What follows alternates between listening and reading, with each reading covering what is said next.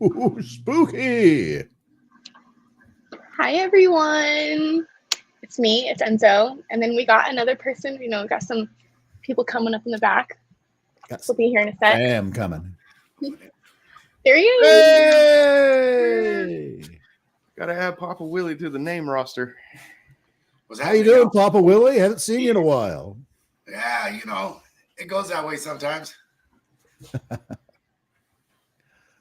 Like Bigfoot. That's Have right. you gone on any camping excursions, Papa Willie? What have you been up to? Oh, I've been doing doctor stuff and trying to keep my legs. Got to stay healthy. That's very important. That's it. Very important. Oh, I already messed that up a long time ago. Stop. We never mess it up. It's never too late. Chief, get out of here, dog. Chief. I've just been growing flowers. Those kind of flowers. Hey. That's so much. How many grams is that? Oh, A I jar don't know. full? This is one jar. One jar full of grams. Jesus, that's crazy. Probably about 2.5 ounces fit in the quart jar. But Nice. I got half-gallon jars full, quart jars, all kinds of stuff. Joey's here. You can't hear him because headphones, but What's up, man? he's here. I need to get back in chat. He's making coffee, even though it's like 8. It's not too late, but you know how he is. Men and their coffee. I do like a little coffee. Hey. But not with my whiskey though. Yeah, I know, right? It's like it's winding down time. It's time for the alcohol. It's not time for the caffeine. I had an uncle Friday night. By the time he woke up to the time he went to sleep, and with his coffee, he would have blackberry brandy. Which uncle? Ooh. All of them. Yeah, Uncle Bill Clark. That was like his ritual. Yeah, I'm trying a new one tonight. It's actually pretty good. Ooh, what is it? Show us. Little Blade and Bow from Louisville, Kentucky. Little bourbon. Not bad. I've been drinking. Okay, you guys know I usually don't drink, but I've started drinking because life. And I've been drinking these like vodka margarita thingies that are like in little cans. They're really good, ladies. If you like these little, like you guys like a little margarita, they will get one of these will get you pre-tossed. It's a good thing. So this is not an ad, but what is it called? It's called like a vodka margarita. I'm gonna turn this off real fast. Hold on, you guys. There's like a washing machine running. We can't hear it. I can't hear it. I can't hear it. That's one of the sexiest sounds in the world, a washing machine running. That or that. Okay. I'll better for the dishwasher. It was super hard to hear you guys, so I just had to. I didn't think it was gonna get that loud, but it did. So, anyways, back to what I was saying. It's called it's like a vodka margarita. It's made. I'll bring it out in a second. I'll go get it. But it's in a little can. They sell 4-packs at like Cedar Brothers and Target, and it's like 7% in like, I don't know, it's 16-ounce can. It's pretty good, and it does not taste bad at all. Like, it's one of those drinks that's kind of dangerous. You know what I mean? So. Oh, really sweet. You don't notice the alcohol in it, and then it clocks you. Yeah, it's one of those.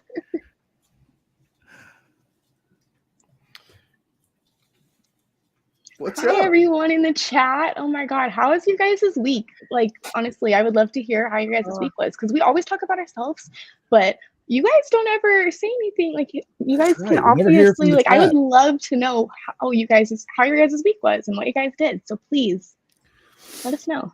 Did you see my? What's up, Levi?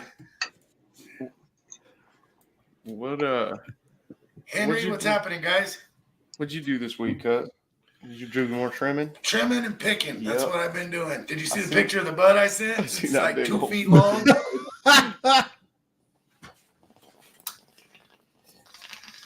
picked one bud that was like probably about 2 feet long and probably about a 10-inch, maybe 10-inch diameter. Big top of a plant. Sounds like the entire plant. Geez, I grew one time and we don't have like that great of soil or anything. So it didn't turn out great and it didn't get that big or anything. But I can't imagine growing something that's so cool. How long did that take though? A year. It's one you go from springtime to fall. It's like half a year. Yeah, that's you not have bad. the That's same so soil good. I have. Oh my gosh. Sandy, Yeah. high draining. They don't have high iron But stuff. I have dogs in my yard and I backflush my pond to feed my plants. I've been doing it about 8 years in the same area. And when my tree loses its leaves, I don't rake them up and put them in the green waste. I rake them up and then dig a hole and bury them or rototill them. That's super interesting. Bro, That's my the way to soil do right it. there has gotten good. Yep. When I was You a can make kid, we did the soil same thing with our garden. We had a big garden in the backyard, and all the raked leaves, we'd all dump them out there and rototiller them under. We also had a wood burning stove, and all of the ashes, we put that on there too. Yeah, that's late in the year. You want to do that for as far as what I grow. All the ashes and stuff. You want those nutrients at the end when it's flowering. At the beginning, you want all the poop. Dude, it sounds like German speaking out here, like Hitler. I saw it. I heard that when I was walking up, but it's all Indian people around here. I don't know what the heck is going on. German? What? Play that loud stuff like that. I don't know what the hell. I'm sorry, guys. I had to go check that out. We could just hear someone on a loudspeaker just going. And we live in the country, so we don't hear stuff like that. It sounds like the Germans on Blues Brothers. Yeah. The Nazi, when they got the big old giant bullhorn thing and they're talking, that's what it sounds like is going on out there. You're muted, Rin. We can't hear you. Oh, I was gonna say, probably don't go You out. guys can't hear that, right? I don't want it to pick up. You guys can't hear all that, right? It's so loud. No, I'm glad I can't hear it. I would be. Like I can just- Hawaiian music I going can now. hear there's something, but not much. Yeah. Somebody getting laid over there. They're playing Hawaiian music. Oh, Hawaiian music. German Hawaiian That music. was like, dude, I don't know what's going on. I have a different picture of what's going on. Right? I think you guys do. Nazis with Hawaiian music. Yeah, that's what I feel like's happening. It's quite the shindig there. I know. I don't know what they're doing. I got a feeling it's gonna get loud, guys. If I can hear this, they're playing some. Really, it sounds like Hawaiian music.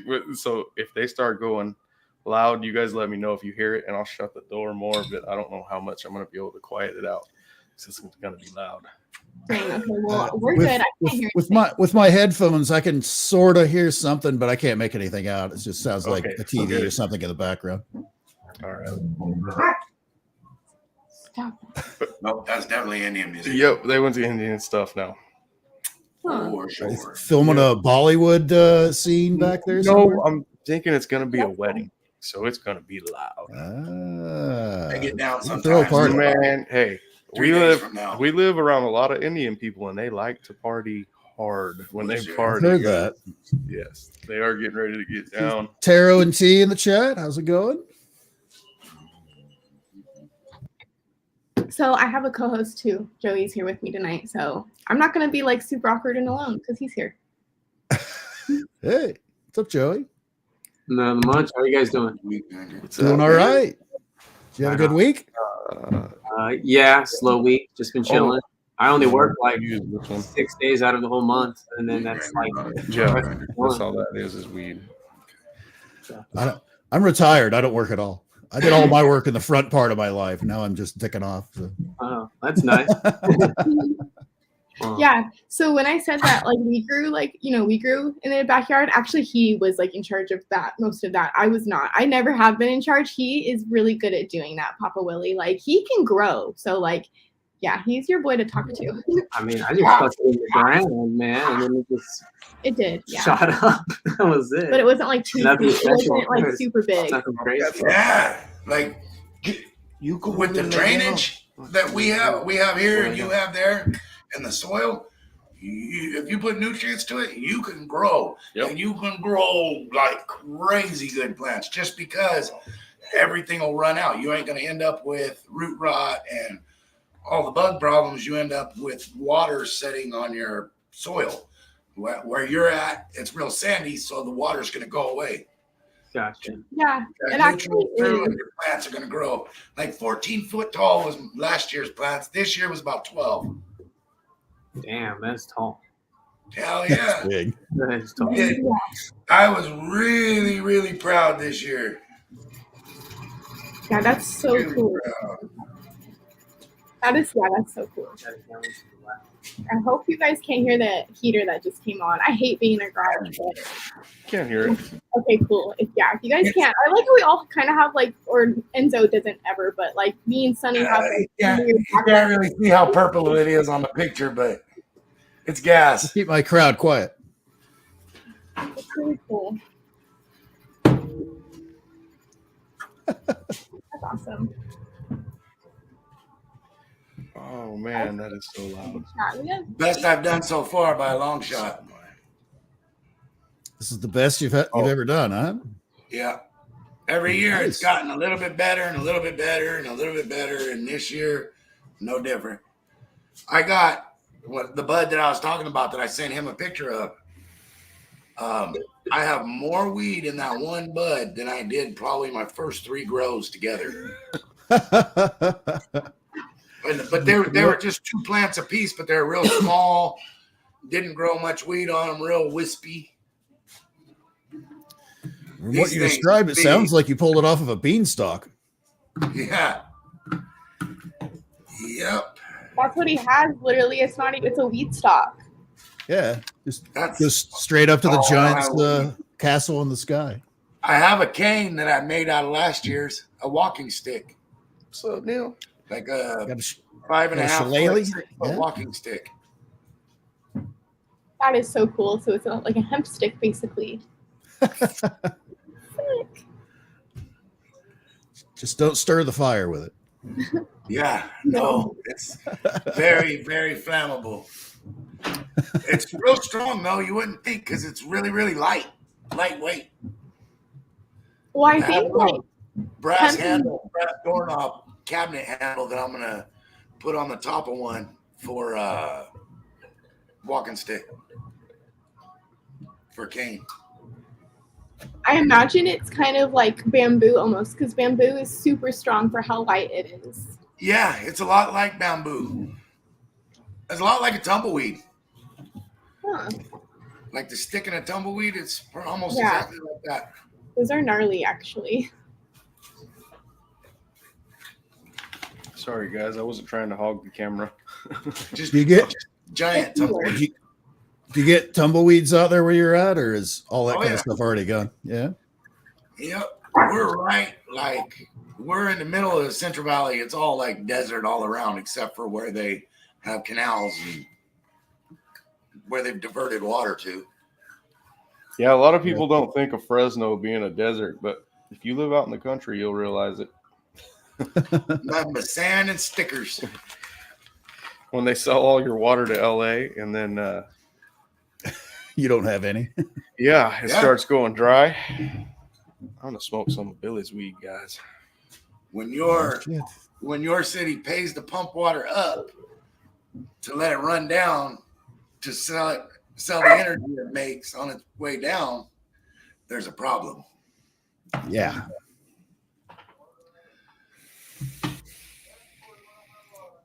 I need to put my dogs inside. They're being horrible. Okay, Every All time, right. every time me and Billy go fishing, we in the aqueduct out here, we piss in it, and we always make a joke because we tell everybody we're being in LA's drinking water right now.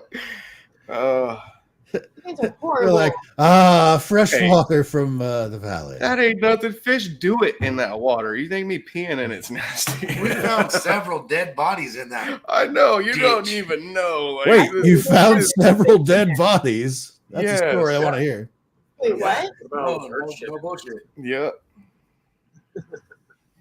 One was horrible. Like, yeah, that would leave it at that. But yeah, we found bodies in there and everything. They always try, when they first get there, they always try to tell us, oh, if people do this, they have barbecues and throw their goat carcasses and their pig carcasses. And I'm Yeah. like, That's human ribs. Yep. That's a collarbone right there. That's a shoulder blade. Like those animals don't have those. Oh, Yeah, we were God. trying to fish there, and then after we showed that sheriff that, they kicked us out and taped it all off. Yeah. Don't cross this line. Yep. What I do you know. guys I'm the one that think told could you. happen? Like, what's the crime out there? I mean, do you think if there's just A like lot. You haven't heard of Fresno? oh, I mean, yeah.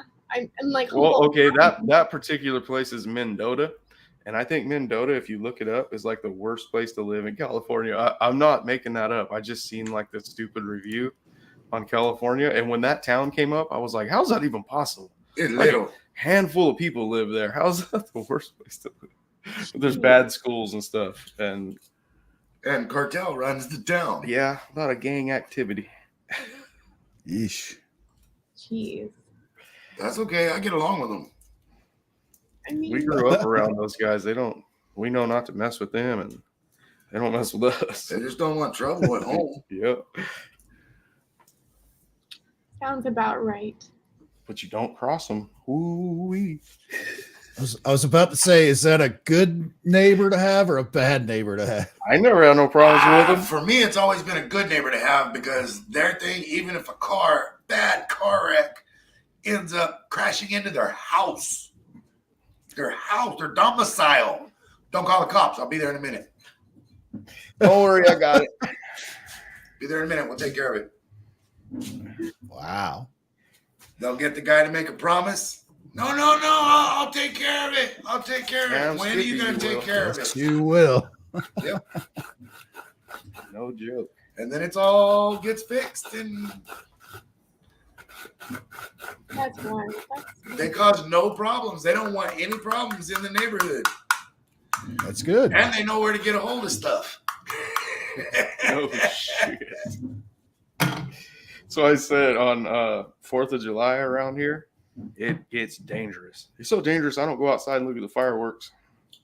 Gee. So dangerous, I pull a gun on my neighbor and say, "Quit shooting your gun in the fucking air, dumbass." Dude, it sounds like World War III out here. The automatic weapons like you wouldn't believe. The ones that we can't have here in California. Well, Yeah. guess what? All the bad guys got them. None of the good guys can have them, but all the bad guys got them. I promise you. Yep, that's your gun control. It is scary out here. It literally sounds like a war zone. Jeez. Sounds like that Fallujah shit on TV. Pop, pop, pop, pop, pop, pop, pop. And then Clap, clap, clap, clap, clap. Yep. not I heard firework booms. These ain't firework booms. These are dynamite booms that go off during all that stuff. And it like wants to blow the windows out of the house. It rattles them that bad. Especially right where we live at. Like Yes, this little we- strip right here. we We're live in in the between. country. We're like in between. Somebody We're just has like kind of like the their suburbs. names We're in right now. between the city and the country. Yep. People are nuts. Real city is like 2 miles north, and real country where people have like hundreds of acres is about 2 miles the other way, and we're right in the middle of it. Well, it's kind of like that here. I mean, if you don't live in the community, everybody within the outskirts of the community has like 10 acres or something. But I mean, that's what's nice about living in the community is like when there are like, gunshots and stuff, it's not like too often, but the more and more people come, I feel like that is kind of, people that do come or people that like to have guns and shoot them off on 4th of July. And people are even doing that during Halloween. And I'm like, it's Halloween. Halloween. Yeah, why is Trick it or fireworks? I could just That's a Wow. robbery. That ain't trick or treating. It was crazy. So it sucked. Yeah, there's like fireworks and it was loud. And I mean, You should have given him some candy. maybe you just live next to Yosemite Sam. Man, that's fun. I know if I had 10 acres, I'd have my own range in the backyard. yeah, that's what a lot of people have. I live on a whole bunch of acres, but I don't shoot out here. I'm Well, scared. You can't like see that far, can you? Like there's like farmland and like hills and stuff, you know what I mean? Or like can you like Not here. It's flat. It's Oh. flat. Okay. Yeah, You we're can flying see- for about 60 I miles. bet and I it's bet I'm like- flatter. Well, no, it's pretty flat here too. You can see like horizon to horizon, basically. So yeah, we all live in like a Well, pretty flat spot. We can see just Yeah, we're all mountains that flatlanders surround here. us. That's all we see. If you on a See, clear I don't day, have that. see all the mountains. But they're I just about see the 100 miles horizon. away, too, though. Yep. Okay, no, that's cool. Yeah, So, like, some people they'll go outside. I'm in the middle of Kansas. There's no mountains or anything. It's just flat all the way to the horizon. Sometimes, guys, it's horrible because you could walk out of the garage on a hot day here, like 108. So you don't see and the then sun look come up. over mountains? You'll look up towards our mountains and see snow on top of the mountains, and then you're where it's like 110, and there's snow just like 100 miles away. So We can see that too, that's kind of, usually but where we yeah, take off to.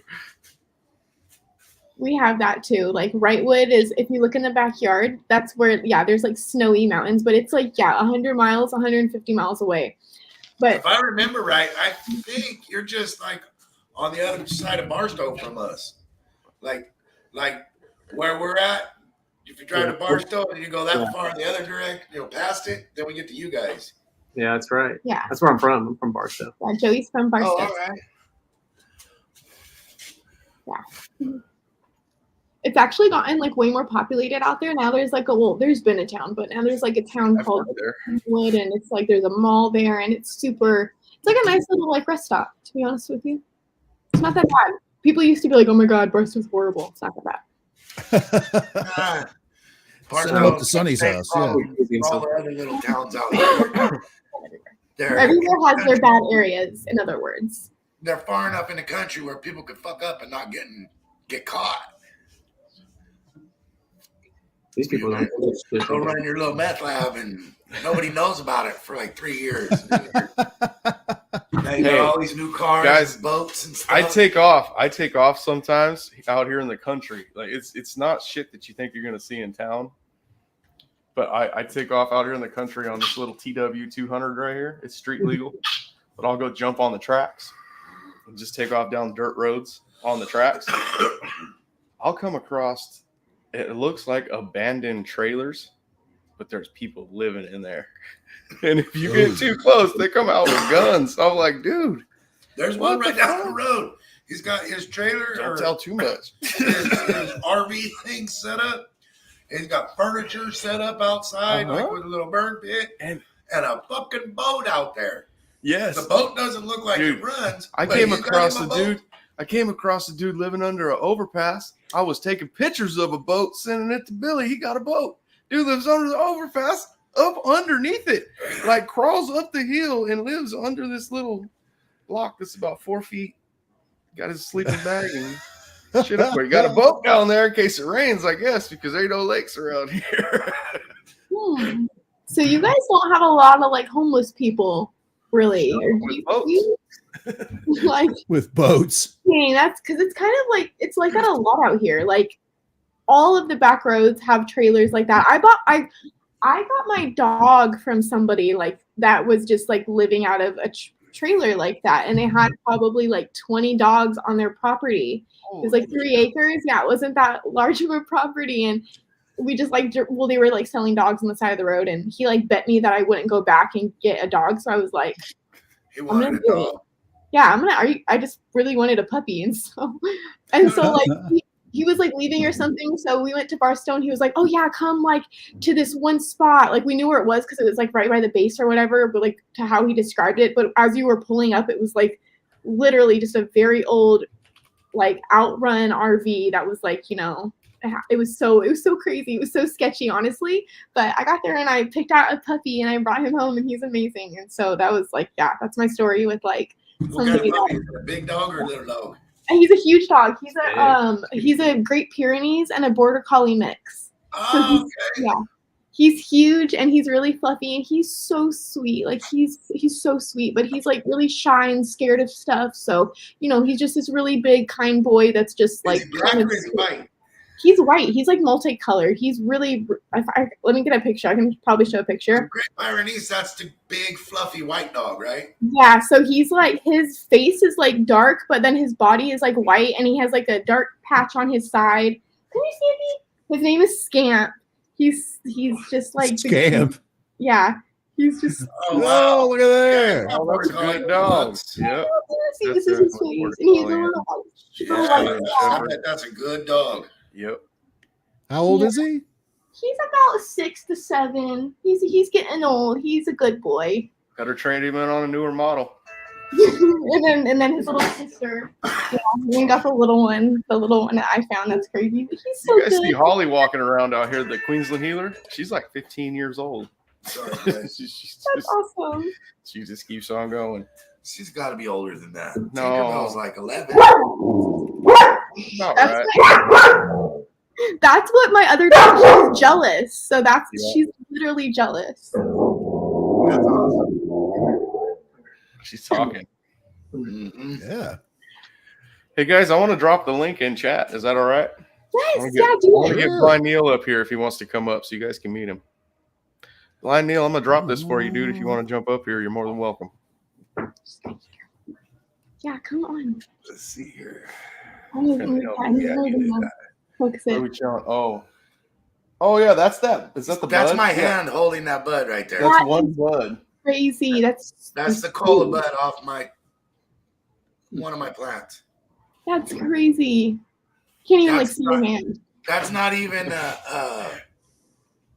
like a fraction of what I have on that one plant. There's even right now, there's still a whole bunch left on there. I need to get off of there this weekend.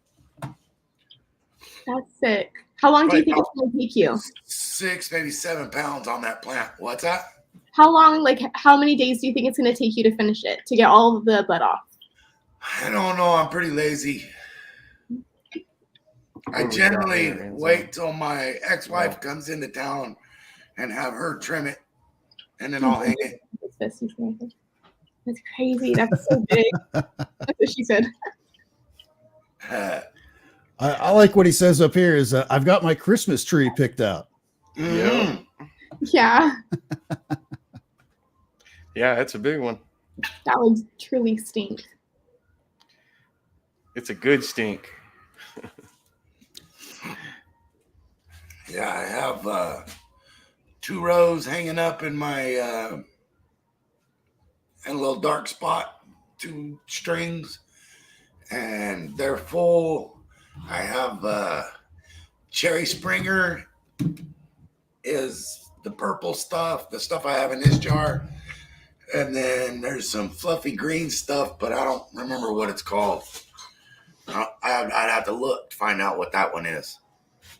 I love it though. It's my shit. It's what I do. Like, Hello. Yes. That's so Hello. cool. That is so cool though. Like that Me is. too. I don't have to grow no more. I've been doing it long enough now to where I look at the plant. I'm like, oh damn, I need to throw some oyster shells in my water so that I can up the calcium or whatever. I used to grow just on my pond, with my pond circulating the water around, and then when it spilled back into a little waterfall area and back into the pond, I had holes cut into a piece of black PVC pipe and flower pots dropped in there to grow the weed right there. But growing it just aquaponically, I kept ending up with deficiencies in calcium, magnesium, and iron. That looks like my dog. That looks like girl dog. Oh, it sure does. It looks just like my dog. Look at her. Yep. Just a longer version. Wow. I have a dog that looks just like that with a little bit pointier nose and shorter. It's crossed with a weenie dog, so it looks like that, and weenie dog, so it's short and it looks just like that, though. She looks Yeah. like She thinks she's a cat. mini dog or something like that. What a I mean, yeah. sweetie. Hey, Billy's dog, she still does it too because I was just there the other day. When I go to his house, she's really mean. Like he'll tell you she's not mean if she likes you though. She's been around me her whole life, so she loves me. When I go to his house and I go sit on the couch, she'll sit next to me. And if I tell him I'm getting ready to go, she'll lay across my lap. She's like 200 pounds, maybe more. She's I close. think she's about 160, 180. But she's big. She's dude. She I'm like, getting weak then She like this wide. because this dog's She's heavy. big. She could get on me and I can't get up.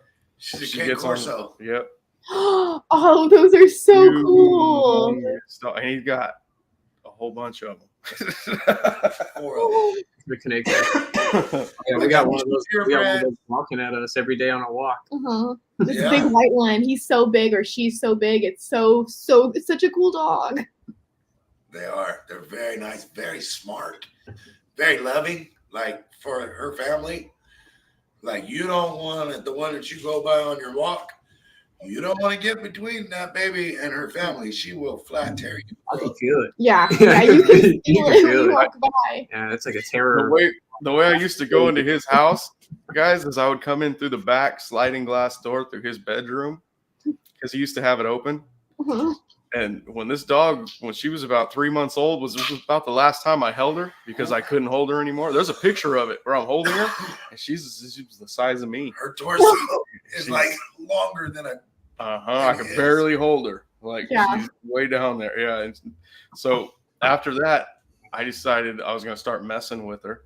So I would come over and pull my hood up over my face like this and shut it so she couldn't see me. And then I would stick my head just on the other side of the door inside the house. So that's all she could see. I did that till she was about 1.5 years old. And she was on his bed with one of his girlfriends in the bed with her. And I did that. And instead of the dog running like it usually did, I jumped at her. She jumped off the bed. I couldn't get my hood off quick enough. I was like, it's me, it's me. She finally got to where she's not going to let you bully her. Those dogs can be mean. That's amazing how I can sort of see that where, wouldn't recognize you. I had some friends that has this monstrous pit bull. Its head's like this freaking big. And, but it loved me, would always act like a pup around me. I went over to visit him one time and I was wearing a baseball cap. Totally didn't recognize me and almost he wanted to eat me alive. I was like, I had to pull my hat. I was like, what are you doing? She just stopped, looked at me. Everything's cool, but just wearing a hat. No idea who I was. I was lunch is what it was. Yeah, it gets scary when they show you the back teeth. Oh man, that deep. They're like Cujos on steroids. Yeah. Yeah, mine. I have 2 purebred female Cane Corsos. I have 1. I don't really know for sure what he is. He's like a big pit. That pit bull. American Bulldog. American Staff. Blue Nose. American Staffordshire. Somewhere in there, it's kind of got the blue saddle and white with blue saddle, like a couple of blue patches, black, blue. And he's big. He's just a little bit smaller than my Cane Corso females. And he made some beautiful puppies. I sold the males for $500 a pop and the females for $2. I have 2 of them left that I'm going to keep. They look identical to each other. They kind of look like boxers, sort of. When Billy got that dog, it was full grown. And you can tell it was an abused dog. And he asked if I wanted another dog. I told him no and laughed. He knew I was going to say no. But when I went to his house, he was telling me the dog's in the room, you need to go see it. And I told him no, I don't want to see it because I don't want to like it, So I went in there and I got on the floor.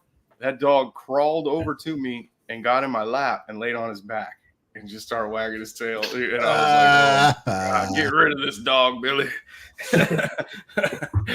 But he's a good ass dog. He looks like he's really mean, but he's not. I mean, he can be, but he would be if somebody came in the yard or something. Nobody, we were home, but yeah, like my dogs are very, pretty much like yours. I tell them knock it off, and they do.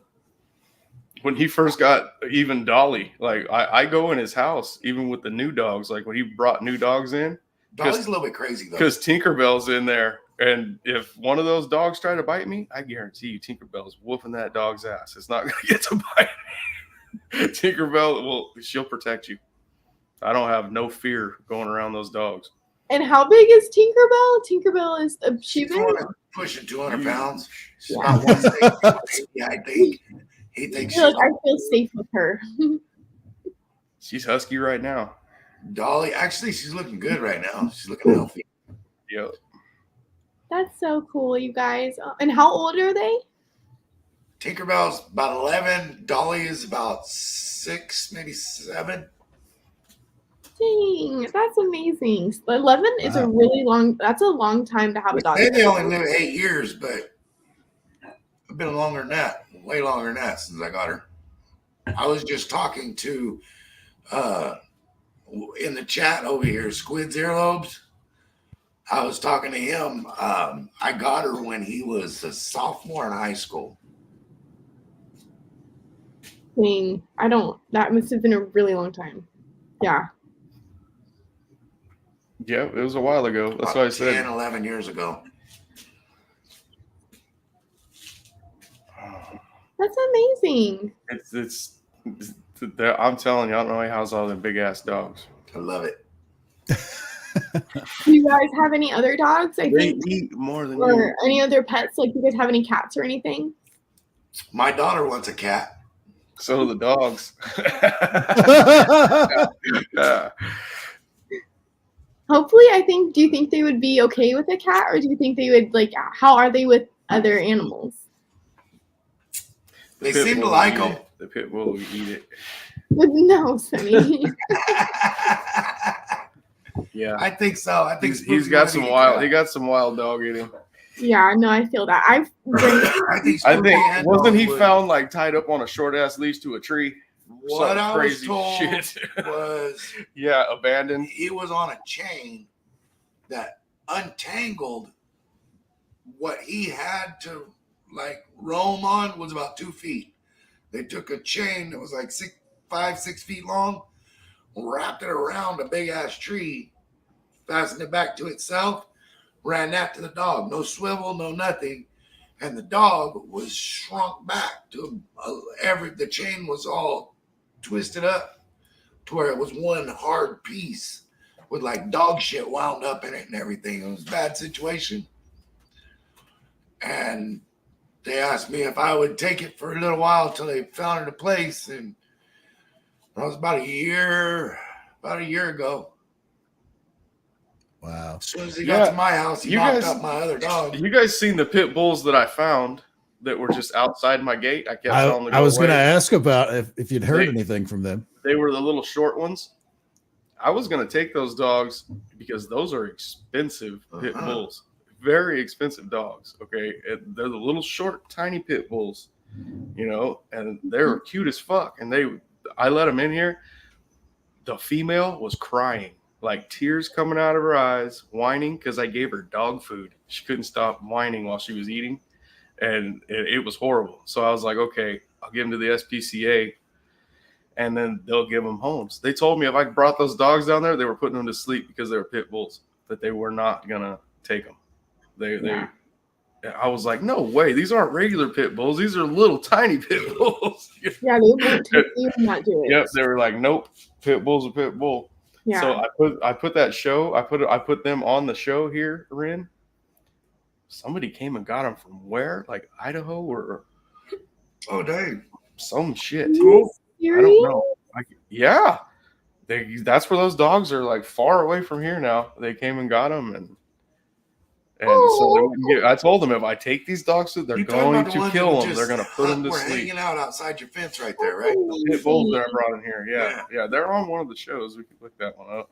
What an amazing human being! Like, oh my gosh, what an amazing. I couldn't let no. I would have had to have kept them. They were that good of dogs. Like, yeah, pit bulls are really good. My uncle, he's had pit bulls for like years and years, like 10 years. He recently just got like a Labradoodle, but he had a pit bull for like 20, 30 years. Like, he kept getting pit bulls after one would pass, and they were just the sweetest, the most like the cuddliest baby ever. Like, oh my gosh, I hate it when people have like predispositions towards dogs. Like, of course, some are going to be like more dangerous than others. Like some are more human. You know what I mean? Some humans are more dangerous than others. Like, it's not rocket science here, people. Even like I had a bad encounter with a pit bull one time, and it was like one of my first times like walking Rain.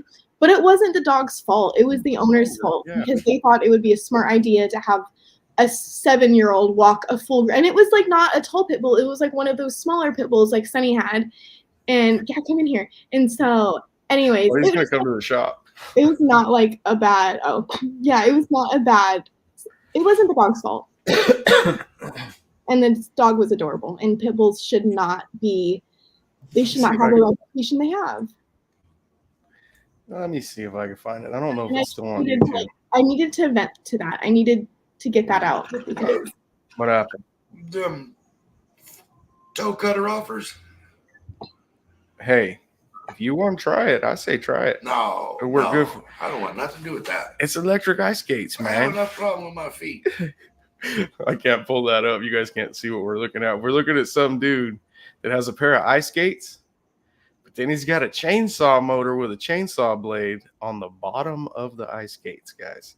So he's got motorized ice skates. He's riding on the blades of the chainsaw chain. That's what he has for a blade on his ice skates. No, thank you. I'm already missing enough toes. That ain't for me. Yeah, that would be some exciting stuff, dude. Hey, if you got the cojones to try it. Sounds pretty dangerous. Yeah, to me too. It's way dangerous. Let me see if I can find the dogs. I don't know if, man, I don't even remember how long ago that was, Enzo. Oh, no way. I found him that quick.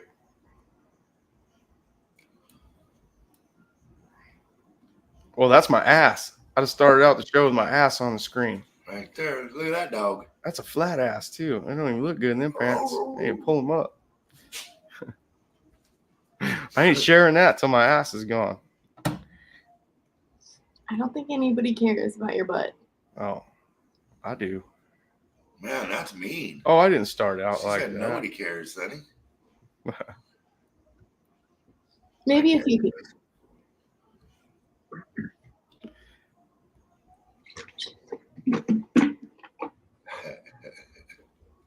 Yeah, that was way into the show.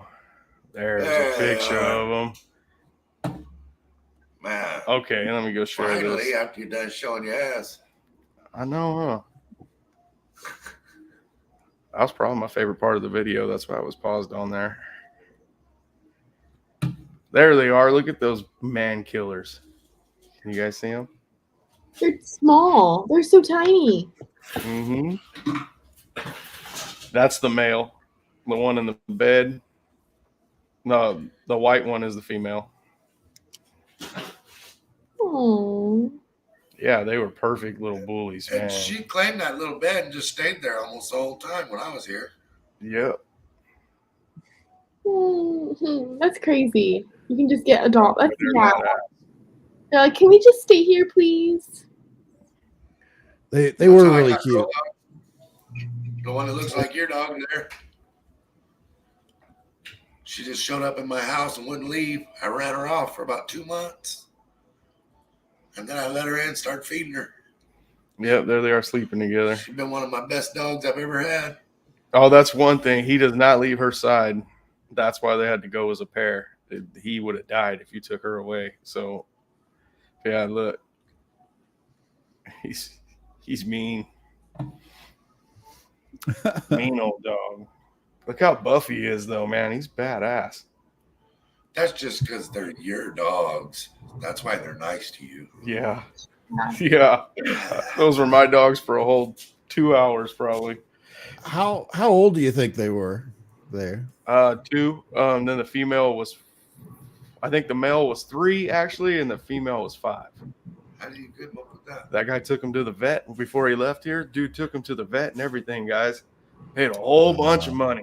The vet checked to see if they were chipped and everything before he. Yeah, that's my daughter with him, right there. That is so crazy that somebody just is kind enough to. Be like, check it out. These dogs were seen like in the next town over just the day before. So I think after they were dumped, someone picked them up, brought them here, and dumped them again. Like no one wanted them. Wow.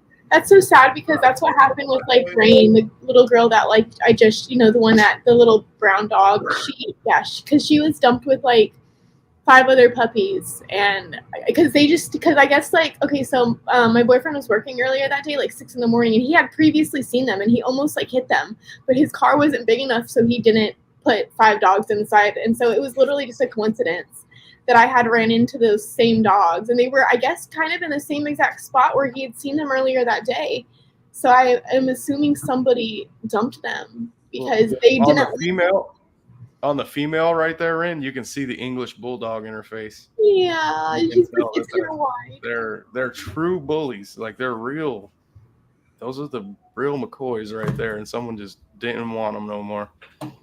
Why would anybody do that? Were they fixed or no? No, they're not fixed. Those are breeding dogs. That's what somebody told me. They were done breeding with them, and then they didn't want them no more. Yeah, that's what you see a lot of out here as well. It really is. It's really hard. Were they really skinny when you first got them? Had they been on the lamb for a while? No? No. They were a little bit dirty. I cleaned them up. But so they probably hadn't been out running around that long. It had been a minute. They were starving, dude, and thirsty. Oh, yeah? Yeah. Bad hungry. They're just like they weren't equipped either to be out in that environment. You know what I mean? They weren't like wild dogs. They weren't raised wild. Right. And they were just like, why am I out here? When the male one ran, seen Rocky, my weenie dog, they just straight were going at it. And Rocky will fight a pit bull, yes. And they would not stop fighting. Then I finally smacked them both and told them, knock that shit off. And then that was it. No more fighting. They just... But yeah. They get tough love around here. They damn sure get country dog love out here. They don't get to fight and shit like that. They're gonna get punished. And how old is Rocky though, Sonny? Isn't Rocky kind of like? Isn't he pretty old? He's old. So for him to go after those pit bulls, that's so cute. He's so ballsy. Dude, he'll tree a bear. That dog will go after a bear. Weenie dogs aren't like Chihuahuas. They're hound dogs. So their attitudes are like a big ass hound dog, mean dog, but they're just small. Joey had a wiener dog, like a half wiener dog, and he was not kind. Like they actually had to get rid of him because he bit a baby. Like, yeah, but he was good to the. That baby shouldn't have been standing there. Oh, Jesus. Poor dog. Poor little guy, but yeah, wiener dogs can be crazy. I know Rocky. The way he's trained is if you try to spank a kid, any kid, he will bite you. Like you're not gonna grab a kid and run away or something from here without getting attacked by this dog because he's. 1 second, cuz. And some lady was at the drag races and she snatched her kid up outside my trailer. The kid wasn't crying, but it was running and screaming and playing, and it sounded like he was crying. And my dog took that as a threat and jumped, knocked the screen open, went outside and grabbed that lady by her leg. It just tore her up, dude. Oh my God. Over grabbing her own kid. I was like, no, come back here, Rocky, no. He didn't know the difference. He just didn't know the difference. And then I couldn't punish him because he's supposed to do that. Guys, we got to mute for a second. I got to let my other cousin in. All right. My brother. Dude, I just ran propane. This is my big brother. Be right back. All right. So, do you have any dogs, or have you had any dogs in your past? I am allergic to dogs and cats, so I cannot have. Believe me, if I wasn't, I'd have a house full of dogs. Dogs are great. I love dogs. What about a bird? Oh yeah, bird. No, I just those are for eating, not to play with or eating like that. I feel you. I wouldn't have a bird, but our neighbors had a bird, and it was like one of those birds that could like talk back to you. They're some of them are very intelligent, apparently. I think it was like a parakeet or something. Yeah. Nah, it's too much trouble. Can't be bothered with it. But if I get that lonely, I'll go talk to the brown recluse spiders in my basement. I have a basement full of them. Same. Where do you live again? What state? Kansas. I'm near Wichita, Kansas. So Yes. Kansas has basements. They have tornadoes. How was your tornado season? pretty light. We've actually been pretty light just on rain in general the last couple years, but I've lived here in Kansas. Of course, a majority while I was in the Air Force, I was traveling a lot, so I wasn't really here. But mid 90s, I guess, is when I moved here, and I've seen with my own eyes 3 different tornadoes, three different occasions. So that's not bad. One of them I was quite sure was going to hit the house. I was literally looking directly across the street and watching it come. I was like, here it comes. Okay. Yeah, you always like take the precaution, because in Kansas, the normal thing is everybody is like their own mini meteorologist, just looking at the sky and watching the weather forecast, that time of year for, everybody's got their own prediction pattern for, I see, sir. Everybody's like a trained weather spotter all of a sudden. But it's common for what the second that the tornado sirens start up, everyone runs outside with their camera to get a picture of it. You don't seek shelter in your own basement. They're like, right before we do that, we just have to snap a picture and prove to everyone that it happened. Oh yeah. But I have a specific spot in my basement. I have a big, thick, wooden workbench that's against the west part of the basement, because that's where it would hit first and blow the whole house off, kind of thing, over top of me that I can hide under. I've still got an old Kevlar helmet from back in my military days that nobody wanted when I came back from a deployment. It's like, fine, I'll keep it. So clunk that on. It's like, okay, if my ears pop, I know I'm in big trouble, but Interesting. That's crazy. Yeah, I've never had it. That's only happened a couple times. I used to be bad about it, where I would set up a cot down in the basement in the spring, because it's like I'm pretty safe in the basement, and just it's like I'm not going to stay, because it'll be the middle of the night, and that's the worst time. A lot of them happen in the nighttime, I think. And that's the worst time, because they have weather spotters all over the place. And specifically looking for tornadoes. You can't see them at night. So nighttime, you're kind of on your own. And when we're expecting tornadoes, I would just sleep down on this cot I have in the basement. It's like, yeah, just crash out there for tonight. That's what I would do. Like, I have really bad storm anxiety. So I would, even if there's like a thunderstorm, it's bad. I could not handle it. I love thunderstorms. It's like being on the inside of a plasma ball around here when it's going crazy. It's like, yeah. Can you feel the electricity sometimes? You know what I mean? Yeah, sometimes. You can. You certainly know it when it strikes nearby. Very, very loud. We've gone outside a few times where we live, and I think it's just there's like some weird magnetic energy. But a few times when there's like bad thunderstorms, you can go outside and the hair on your arms will stick up and you can feel it. You know what I mean? There's like a warmth, like what? It's so weird. So weird. Oh yeah. Yeah. Some of that stuff's pretty wild. It's the one that I saw really clearly was late afternoon, and it was about a mile north of me and trekked for probably about 3 or almost 4 miles. And I could see it the whole way. I was laughing earlier when you guys were talking about how flat it is where you're at. It's like, you don't know. My view line goes straight to the horizon. No mountains, nothing blocking it. Around here, you can stand on a folding chair and see an extra 5 miles. It's that's a joke. That doesn't really, that's cool. Welcome to the party back there. Sonny, introduce guys. I was waiting for you to finish. This is my cousin Donnie. That's Papa Willie's brother. What's up, Donnie? Howdy, Donnie. He's been on the show before. He's the one that brought the Bigfoot video of climbing up the side of the mountain. That big ass black thing climbing the mountain hand over hand or paw over paw. That's a good video. It's a crappy video, but I didn't know how to use my phone. Well, yeah, but I mean, what it is, you can still see guys, what it is. I mean, it's a really poorly shot, fucking shitty video.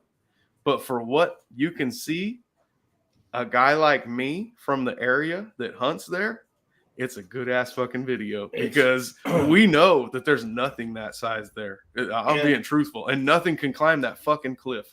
If you were standing at the bottom of like where the video started and looked up there, you'd be like, "That's impossible." Because it's basically it's like a wall. It's like a sheer cliff face, and something large is crawling up the side of that cliff to get to the I top. went back up there and I tried to use my rangefinder to see how far away it was. My rangefinder won't go that far. So I have no idea how far it is. And that's zoomed in at 10x on an iPhone. So Jeez. Yeah, that was. I mean, you obviously you couldn't tell what it was, but you could certainly see that dark patch on there, and it was slowly moving its way up. I say slowly; it looked like it was actually making pretty good time, considering it was a flat, straight surface. That's like maybe 1,500 feet in about 3 minutes. Wow, yeah. It was Spider-Man. Yeah, and I don't know. I that's why I brought the video over here, so hopefully you guys could decipher it. No one's been able to. What now? When you first saw that, and I was making fun of Sonny. Yeah, I was with him when I first saw it, and then I got to thinking, wait a minute, that's way too far. What is that? Well, we were deer hunters. Yeah, we were up there deer hunting. It's like, wait a minute, it's going down that far away. It's coming home. Holy shit! Well, hey, I'm gonna tell you guys right now. What at first I was like, okay, that looks big to me. I told Donnie, let's take a screenshot of this and send it to fucking we call him Beers. Like, cheers, y'all, Beers. Clink. His name's Beers. And he's a ranger up there. He'll know what's that big and roaming around. He's gonna tell us, no, there's been a sighting of some weird ass big huge bear or something, you know. So yeah. So I sent him the picture of this thing climbing the mountain in 2 different spots, you know, of the whatever it is in 2 different spots on the mountain, on this cliff. And he messaged me back and he said that was a picture of a helicopter or an airplane that was flying. Yeah, that was the shadow of a picture of a helicopter or airplane shadow that was flying over the mountain, because he said there's no way that you found something that big. And then he seen the video. No, I didn't show him. I haven't shown I thought you showed the video. Not him, not yet. Oh no, it was the other ranger. They don't. The Rangers are kind of scared of that shit. They don't want to see it. Like, they don't want to. It is one of those strange things that you know, the belief is they know shit's out there, but they're not allowed to address it. Well, supposedly, it's not that they don't want to admit that. I think that they, as a hunter, finding those tracks, I don't want to admit that there was fucking something out there that big that made that track, because I'm out there by myself. You know, we don't hunt side by side all the time. And these rangers, these rangers that we know, they're hunters as well. Yep. So they know the area. They know like the animals out there. Yeah, the migrating. Yeah. That's why when you show them migration paths, when you show them that picture or video, and they say it's something that big, they don't want to say that that's a Sasquatch. And then I tell them, okay, let's say it's not a Sasquatch. That means there's a fucking bear out here that is humongous. They can climb up a sheer rock. They don't want to hear that either. You know, like, no, there's no bears out here that we don't big. have brown bears in California. Yeah, we don't have we just bears. have black bears. It was a shadow of a weather balloon. Yeah. So they don't want to admit to anything. Yeah, I love like Weed Live is asking where they can see that video. Is that a video out there someplace they can find? And watch that's themselves? probably somewhere on YouTube Exclusive. here. I might be able to get lucky and pull that up. You are the only one that's got it anymore because my we'll try to fill it out. Let's Just see. to the people who haven't seen it. Let's see if I can find it. And remember, guys, it's a poorly shot video, but if you really look, you will see something in one part of the video. You guys will actually see it crawling like this, or climbing, yeah, like a person would up. So it's nuts. I've even had people say that was a really big dude in a ghillie suit with climbing gear, and we just couldn't see the climbing gear. I laughed. You could see Why? Why He would could someone not do fake a that? video, guys. I promise. He could barely shoot the video. I'm old. It was kind of funny when people started trying to break it apart. I was like, you don't got to worry about it being faked. I'll guarantee you right now. That was just shot and sent to me. Okay, I'm going to be off here for a second, so I'm going to dip out of the way. I'll let you guys talk. I'm going to try to find it. Files down in the basement. Yep. It takes 10 years. I keep real files. I don't keep them on the computer.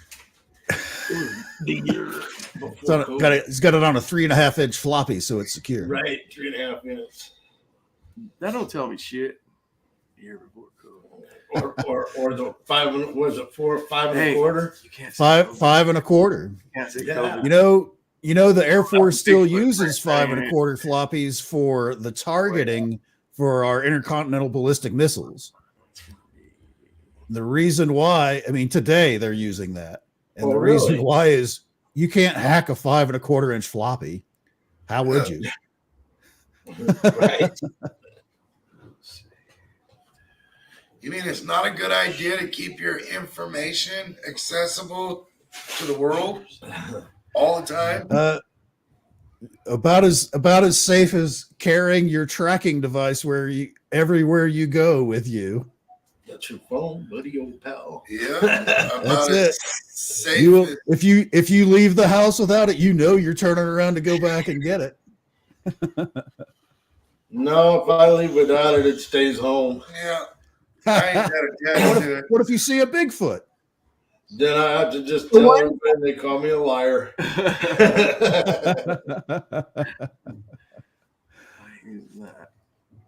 So, as you were filming it, did you kind of slowly come to that realization? It's like, wait a minute, what the fuck is No, that? as soon as you'll hear it, as soon as it's audio and everything as I'm filming it, I said, "Hey, Sonny, here's your Bigfoot," and I'm laughing and joking, and then it dawns on me that it's just too big. I can't find it. No way. No. I got to go back and really look for it. I'm going to have to check an email for it or my phone. Because I don't have it anymore. And when I change phones, I have it disappeared. somewhere. It's just I couldn't find it. It's somewhere in the internet files of the world. No, it's definitely on YouTube. It's on For you. surely you on played it on the YouTube. show here. Yeah, you've played it on here before, right? Yep. On the show. Yeah, I don't even How know when that far show back? was. I It don't was a while ago, man. Yeah, it's been a minute. But yeah, to me, like I said, knowing the area, I ain't never seen anything like that. Me too. And then still, I never seen anything. But when I found those footprints, guys, that was freaky. Well, then we went to the other spot. Well, you remember where you found the other one, and then we found another one down from there. Yeah, like that's 7 feet away was another footprint. no. He found that. I only seen the one that I showed you guys, Enzo. I seen that footprint that was outside the truck. I sent you the videos. And I was like, "There When I can't took be him- just one print." Yeah, and I was like, "That's all." Be another. I told him that's all there is, dude. Just like in camp, there was one fucking footprint, and then he found like 4 more actually, but another one that was indented. It was complete. But it has grass foot. and shit growing out. You guys can't see it like we do. Yeah, it's hard to film something like that. Yep.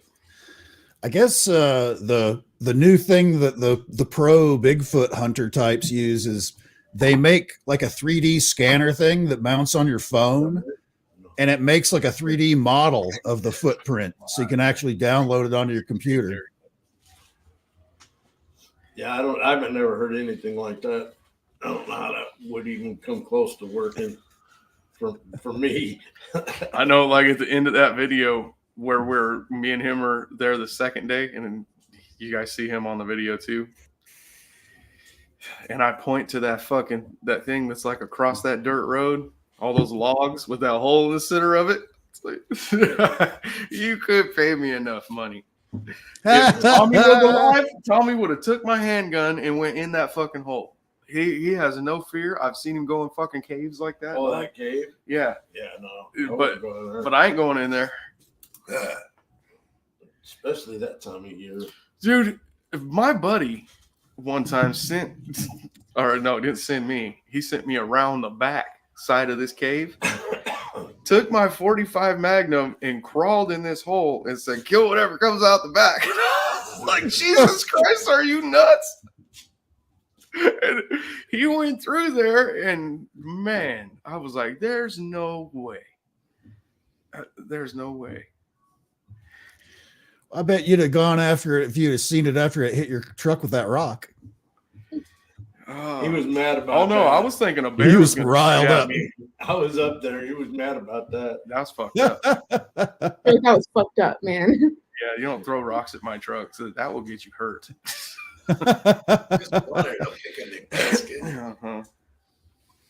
I guarantee you a bear could probably throw a rock like that too, little bastards. A bear could throw a rock. That's what I'm going to say, because until I see a Bigfoot, like I said, if I see a Bigfoot and it's throwing rocks at my truck, you guys will see a Bigfoot too. I promise I will bring it back with me. If Put I it in the see freezer? throwing rocks. Yeah, I don't play that shit. There'd be a bearskin rug covering that chair back there. Something. Are you planning excursions out into the wilderness before it snows, Sonny? What?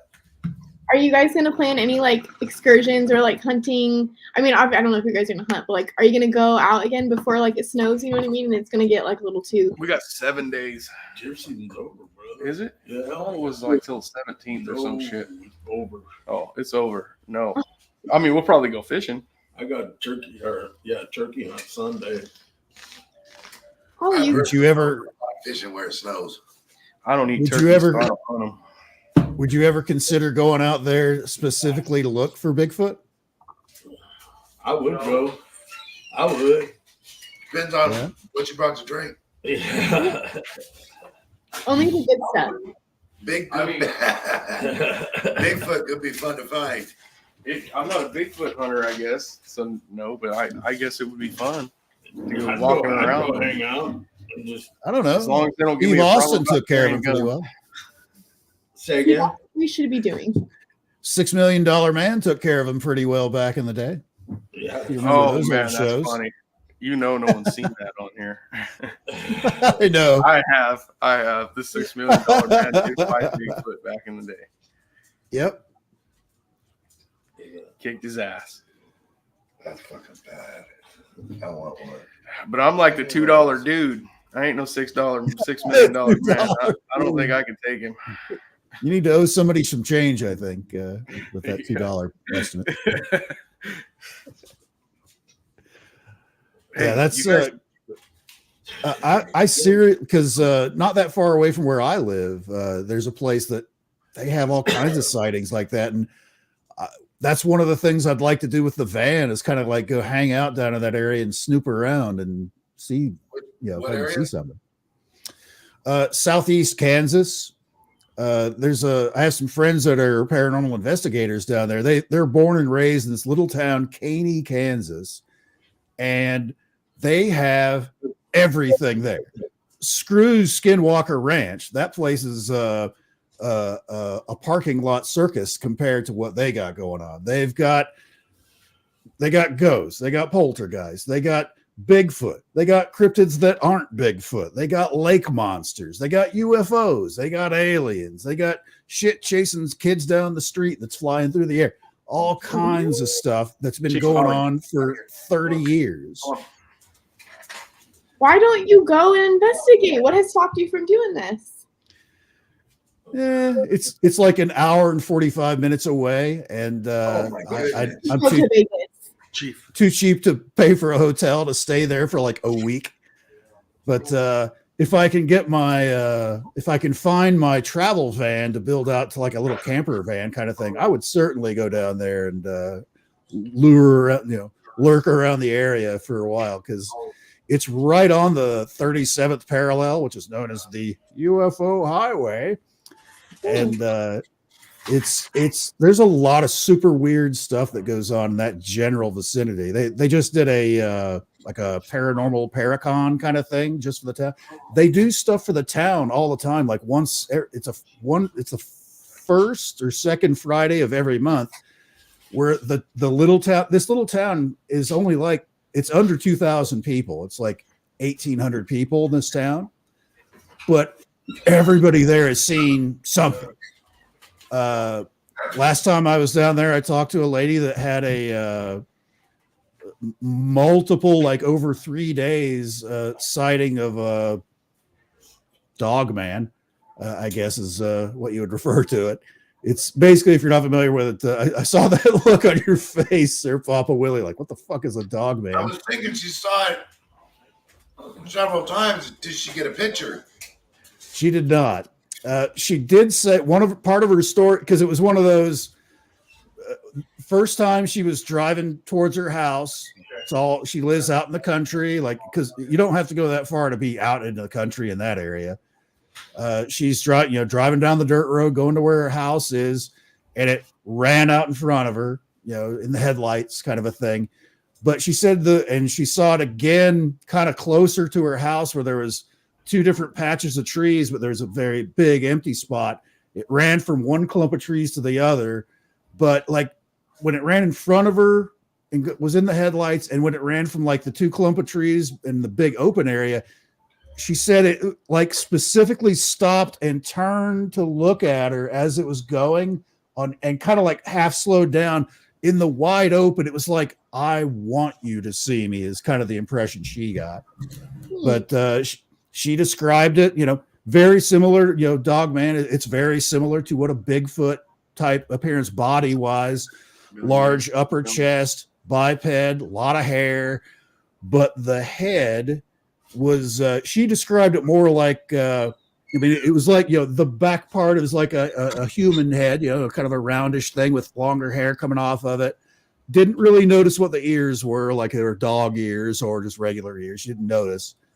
But she said it was the snout. It wasn't like a long snout, like, like your dog's. It was more like how a boxer's, kind of like that squat kind of a snout on it.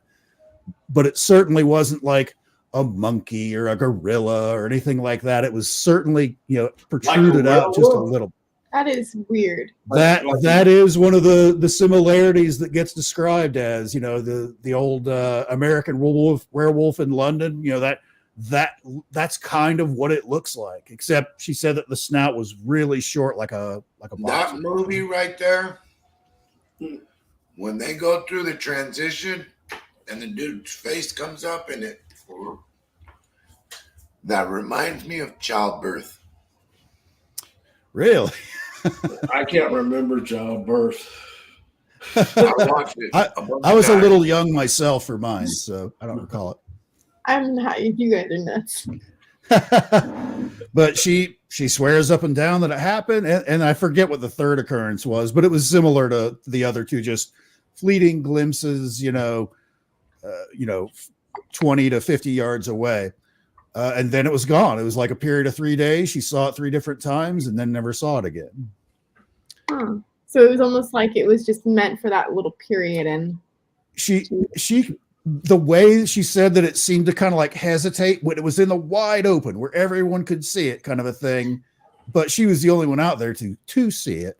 It was like, I want you to see me. I want you to make sure that you're seeing me, is the impression that she got from it. But it was one of those things where, unless you're walking around with like a cop body cam mounted to your chest, or you've got your phone bolted to your head filming every second, you're never going to get a picture of it. Yeah. Which is the same for all the weird shit, UFOs and stuff like that. You're never going to see it unless you've got something that's constantly filming. Yeah, even tonight I was looking up at the sky and there was something that was blinking at me. And even the few seconds where Joe wasn't looking, he didn't see it, but I just kept staring and I saw it every single time. But even in those few frustrating seconds where I'm like, look, it's right there, and he wasn't looking. So I totally understand that concept of like filming things, and even I myself in that moment did not want to take out my phone and start like filming things, because I felt like if I, that one moment when I take out my phone, I'm going to miss it blinking, so I did not want to be in his position where he like couldn't see it, but it was happening, like I knew it was happening. When I was TR3Bs fall out of the sky. I didn't pull out my phone. I was too caught up in what was actually going on. Exactly. Your brain is trying to figure out, am I seeing what I'm seeing? Because it's Oh, so I was different asking. from what you. Yeah, it's so Verbally. different from what you're used to seeing. You that guys see this shit too, or am I alone? Am I like going crazy? Am I losing it here? No, it's that's actually very common for any person in any situation. If you see something just totally weird that doesn't make any sense, you pause for a second because your brain's trying to process what the hell you're seeing.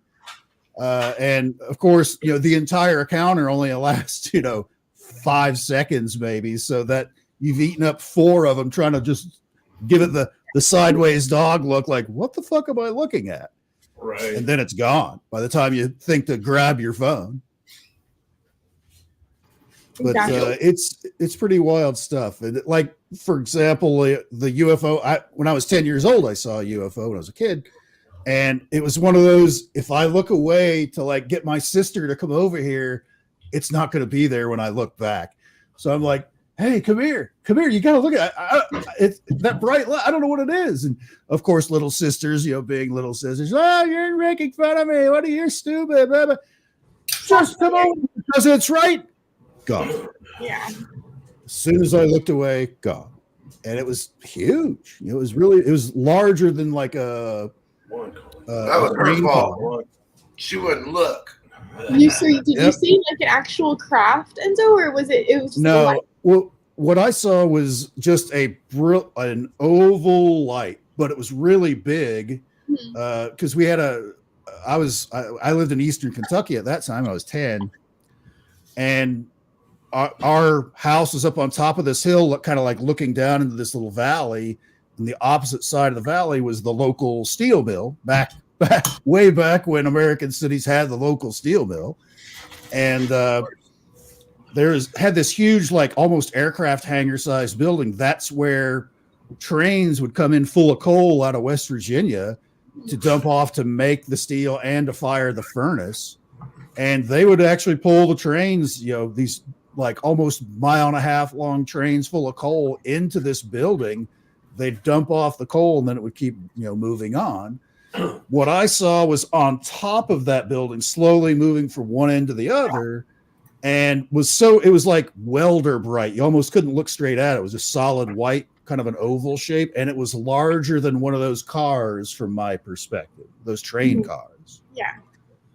And I went to school the next day because it was a very public place. There's like 2 little shopping centers there, and there's 2 different highways that go by there I guess you call them highways. That somebody else had to have seen this. I go to school. I was in grade school. I go to school the next day. Did anybody see the bright white light thing over the top of the steel mill? You're the UFO kid now. So. Fortunately, that didn't follow me throughout my entire school career like it does with somebody if, like, one kid wets their pants in the 3rd grade and they're pissy pants until they graduate, kind of thing. That was me with UFOs because I was always terrified of aliens. So like that's literally what the kids would do. They'd be like, I'm gonna knock on your window and dress up like an alien, and like for some stupid reason that would actually genuinely scare me, and they got a kick out of that. So I was like genuinely like the girl that was like, afraid of UFOs. Like I would not go. That's when like I wouldn't look up at the sky or any of that stuff. So like people could see that like when I was around them, I was a little scared. So they would genuinely use it to like be kind of mean. But it was. That's funny. how kids are. That's what they do. It's just high school. It's just growing up. You get through it, and now everybody is like, "Oh, you're still on that?" Like, I am. What do you mean? You mean my deeply psychological catatonic fear that you made fun of me for years? Yes. Why would I forget that?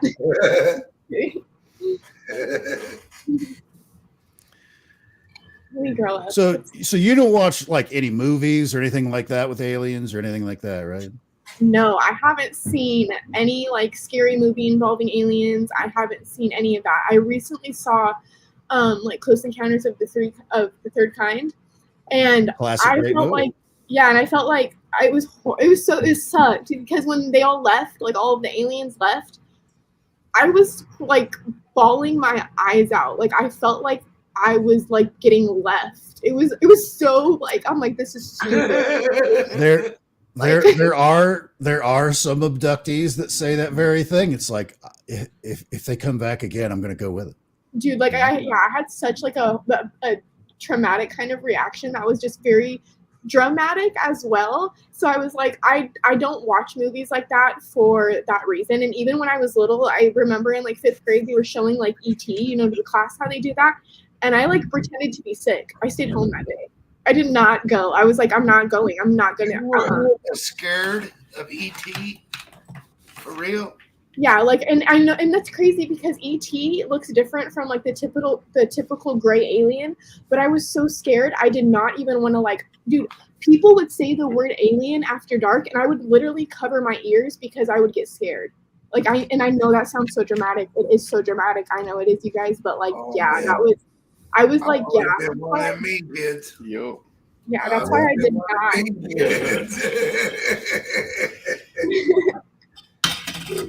But you grow up and then you like. I have a picture right behind me I can pull out. I won't do it. You know, yeah, you've done it. You did it in the last stream, and so, and you guys can still. See I didn't know that was. I didn't know you would react like that. I didn't know that.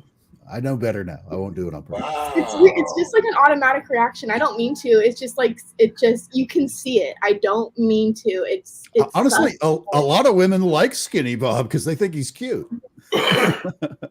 No. Yeah, I think they're kind of crazy too. It's the Skinny Bob thing freaks me out too, Ren.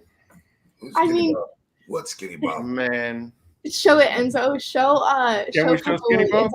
Yeah, show Papa Willie. Papa Willie, look. I got a picture. Right now. I went to Arizona. I drove out to California earlier this year, and then stopped off at Meteor Crater in Arizona. And I was in there for like an hour and a half, hour and 45 minutes when I come out. And now I went to California to go to Contact in the Desert, which is a UFO, thing. And I stop in Meteor Crater, Arizona. And when I get out to my car,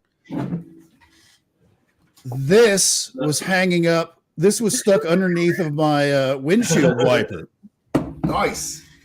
That is Skinny Bob is how they refer to it. There's a whole video on it that was just randomly dumped online because this little guy here moves, blinks his eyes. You can see like the wrinkles in the corners of his eyes. Okay, I put it away, Ren. I put it away. Yeah, I've seen the videos too, and it's freaky. It's the general consensus online that it's probably fake, but it's a really, really good fake. Yeah. Isn't the thing on that is no one can debunk it? Pretty much. There was a guy, UFO Jane, if you remember UFO Jane from a year and a half ago. She did a really good interview with a guy that works in Hollywood, and I think it was up to. I want to say it was like $8,000 or $10,000, kind of like of a reward for whoever made that to come forward. He would give, because basically he wanted to hire him for special effects because it was that good. Really? Just for the guy to like, hey, come clean and say this is your work because you need to honor it because you're an artist, whoever created this. Steven Spielberg was reading that going, I ain't telling you shit.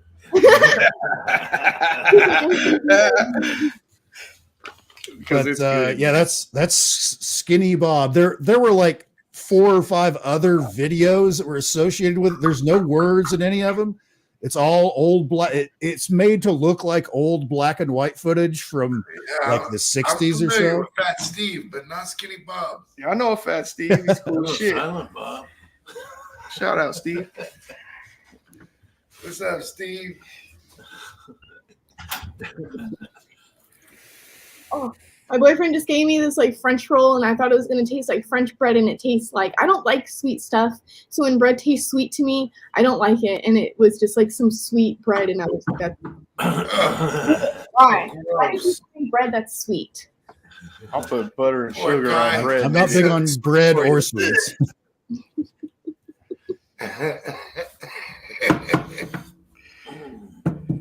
I watched. You know what I have watched though? Yeah, is I watched that movie Paul with the Seth Rogen or Joe, whichever Seth Rogen or whichever. Seth Rogen, Jonah yeah. Hill. I get those two mixed up. Jonah Hill. So, but I've seen that one, and obviously that didn't really like scare me because it's. But I don't. I can't believe E.T. did it. He's sweet. Yeah, and I know that, but it's just whole movie. it's creepy, man. Like it's. There's nothing scary about E.T. I imagine like E.T. I always think of him like dirty wife beater yelling at somebody. Stop it! That glowing finger. Oh my gosh!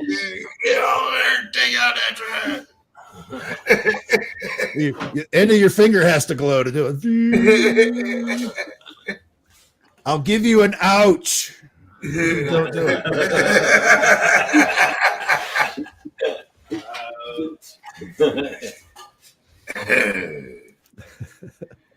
Did you see the movie Nope?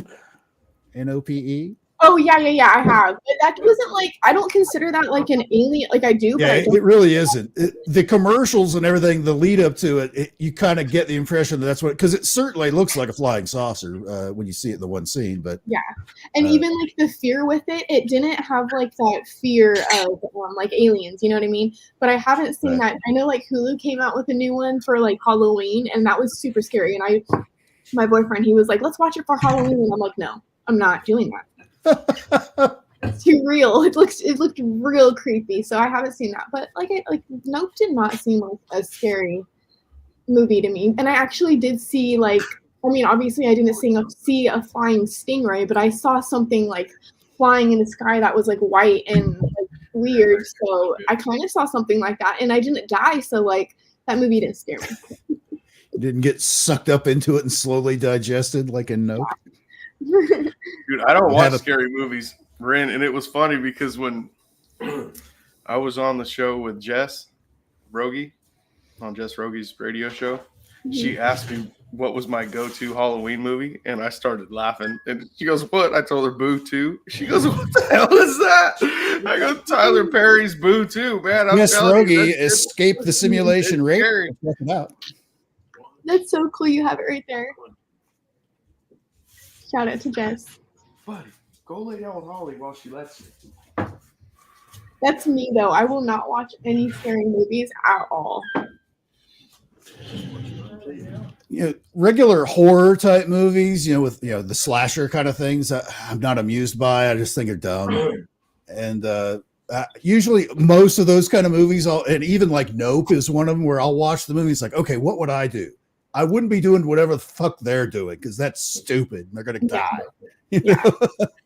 But yeah, I feel Sunny though. I just, for some reason, I cannot get into scary movies. I mean, I'm the same. If somebody asks me like, what's your go-to Halloween movie or something, I'll be like, Hocus Pocus. Some Disney. I will. Yeah.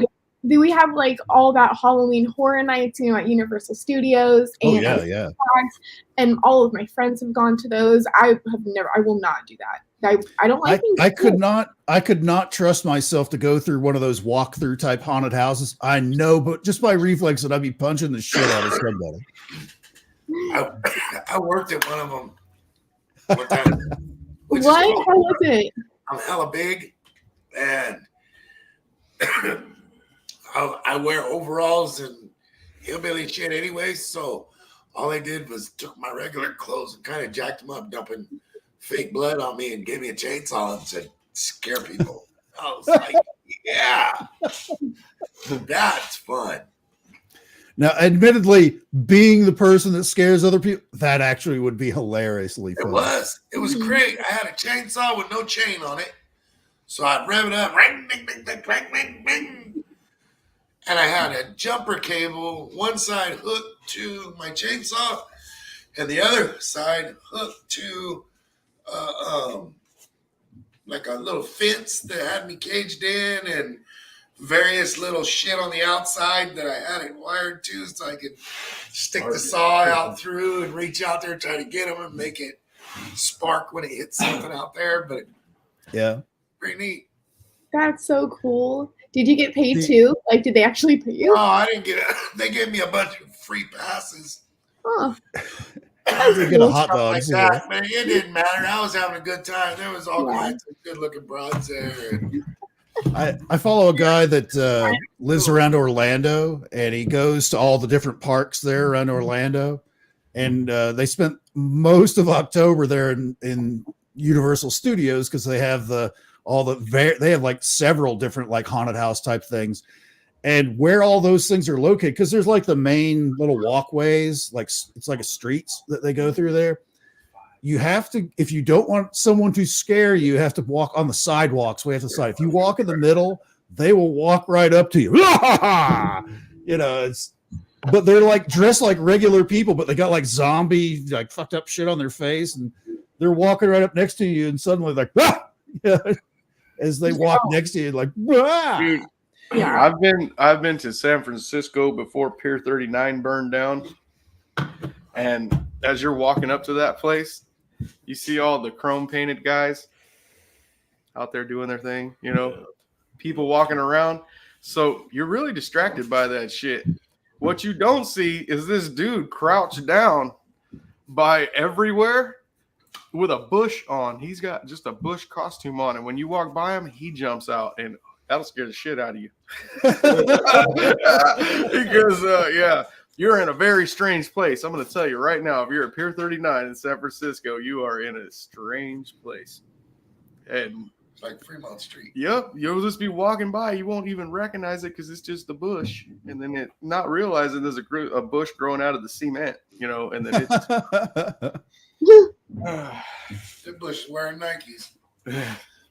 I wouldn't like that. oh yeah, and then the silver guy, one of the silver guys you see out there, a long time ago, we were walking out there. I was with my parents, and I was older already, so we were just on a trip up there, and I think my wife was with me. It was me and my mom and dad, my wife, and a couple of my kids, probably, or one of them at least, was born, and he as he's walking by, the silver guy robot walks out to him and stops and puts his hand out to like shake hands. They're shaking hands for like 2 seconds, right? He's got his hand out, he's shaking my dad's hand, and he puts his hand over my dad's hand. And I see my dad freak out. My dad's a mean guy, guys. He's a mean dude. My dad, okay, because he's got one of my dad's hands. My dad reaches out and grabs this guy by his silver clothes, whack, like that, and just grabs him.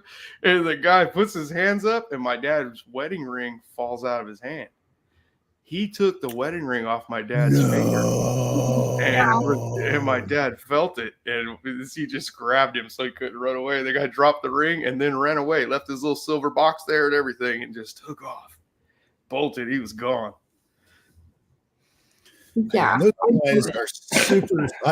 I had a guy. He wouldn't have slipped I out of watched that grip. right I off of my guarantee arm. my dad would have Yeah. beat the silver right off of his ass. Oh yeah. He was, my dad was mean. Yeah, I took it for scrap. Uh-huh. Yeah, those guys that can do like that. It's not exactly pickpocketing, but it's where they can take your rings off. I had a guy take the watch right off of my arm once. I didn't even know. It's like, what? We're pretty street smart. Yeah. Yeah. Yep. Yeah. Yeah. I See, there's scarier believe stuff that than happened. aliens out there. That yeah, is true. And yeah, but it's- that guy's like an attraction. You don't expect that to happen. You know what I mean? Yes. That was like, That's the worst part. Dad comes home. He's washing blood and silver paint off his knuckles. God damn it! Like, where did the silver come from? No, The robot guy. I got a Did it. hold of my dad's other hand. that's surprising. Everybody's like, why? That's why he dropped the ring. That gives attention off of him so he can get the fuck out of there. My dad dropped his wedding ring in the ocean. Gone. Oh yeah. Yeah. So that sucked. I thought that was a funny ring story. At least didn't get stolen. Yeah. I feel like Where at? I'm not Where moving. at? Go buy a metal detector and come right back. I got one right behind me. Where at? I was like, Dad, you want me to go in and get it for you? I swear I can find it. And he was like, no, it's a rock bottom. And I was still like almost determined, but it was really cold. I didn't go in, but you know what I mean? It's really cold. I'm not going there. When I go to Pismo, Ren, especially with my grandkids with me, my grandson and I'll usually get an ocean view room. We go up before it's dark and we watch everyone partying out on the beach, big parties of people. And then we mark those spots and we're just like, yep, as soon as it gets dark and they all go home, we go out there with our metal detector. Beep, beep, beep. All I find usually is change everywhere. And beer caps. Sometimes I you'll do find find a lot of money though. Yeah, like a lot of money. My dad found a pair of like $500 sunglasses on the beach, and they were like good enough to keep them. Like we have them, and I'll still wear them. They're called like Persol. Literally, we Googled them the moment we found them. I was like, these look really fancy, and we like looked them up, and they're $500 polarized like Italian sunglasses out in like Newport Beach, where there's all these rich people. So it was sometimes there'll be people that remember we would go there super early in the morning. We'd get there at like 8 in the morning, and you would see people walking along the beach with metal detectors, probably like 3 to 5 people in the morning, and that's a lot of like treasure for people. A couple of years ago, I did it during the summer, during like 4th of July summer thing.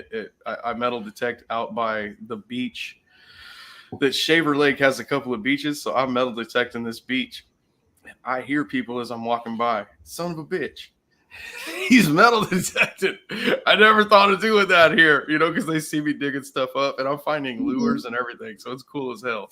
And so now this was like a couple of years ago. I went back this year and there was like 3 people out there. And this place is little. And I'm like, you bastards. They stole my spot, dude. They took my spot. They're just out there all hogging it up. Oh, I didn't even go out there with it. I was like, you fucks.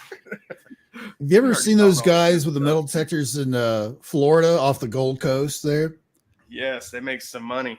I've seen some guys get in trouble for finding some stuff there and not reporting it. That's it. You got to report it. They call it the Gold Coast for a reason. Is based somewhere just offshore. There's a bunch of old wrecked out Spanish galleons of looted gold from Incan gold and stuff like that from Mexico, and they're wrecked just scattered all over the bottom of the ocean floor out there. You can't really find any one spot. But whenever there's heavy rains and a big storm and the storm surge pushes stuff up. These guys, Ren, that I'm talking about were so good at it. They mapped out like the storms that he's talking about and said, okay, it would have pushed it here. And then they went to this spot and started digging and they found a lot of it. But when you find it and report it, say like I find a piece of gold this big that's off a shipwreck out there and it's worth $10,000, the government's probably going to keep 5 of it. Okay. And I'd say 7 at least. And or what they'll do is say, we are definitely taking it, but we're going to give you the gold value of it. So then they'll pay you a lot of money for it, but they're not going to let you keep what they give you in the gold value is not going to match the value of the artifact of the historical of an artifact. Right. It won't match the value. You're just getting whatever the weight in gold is. They are paying you for it, but they're going to keep a lot more than what you would have got for it if you just sold it to somebody. If you sold it on the black market, you would have made all the money. It's like if you had a fancy, any kind of like gold jewelry, like a big necklace, let's say something that's big and it's kind of heavy.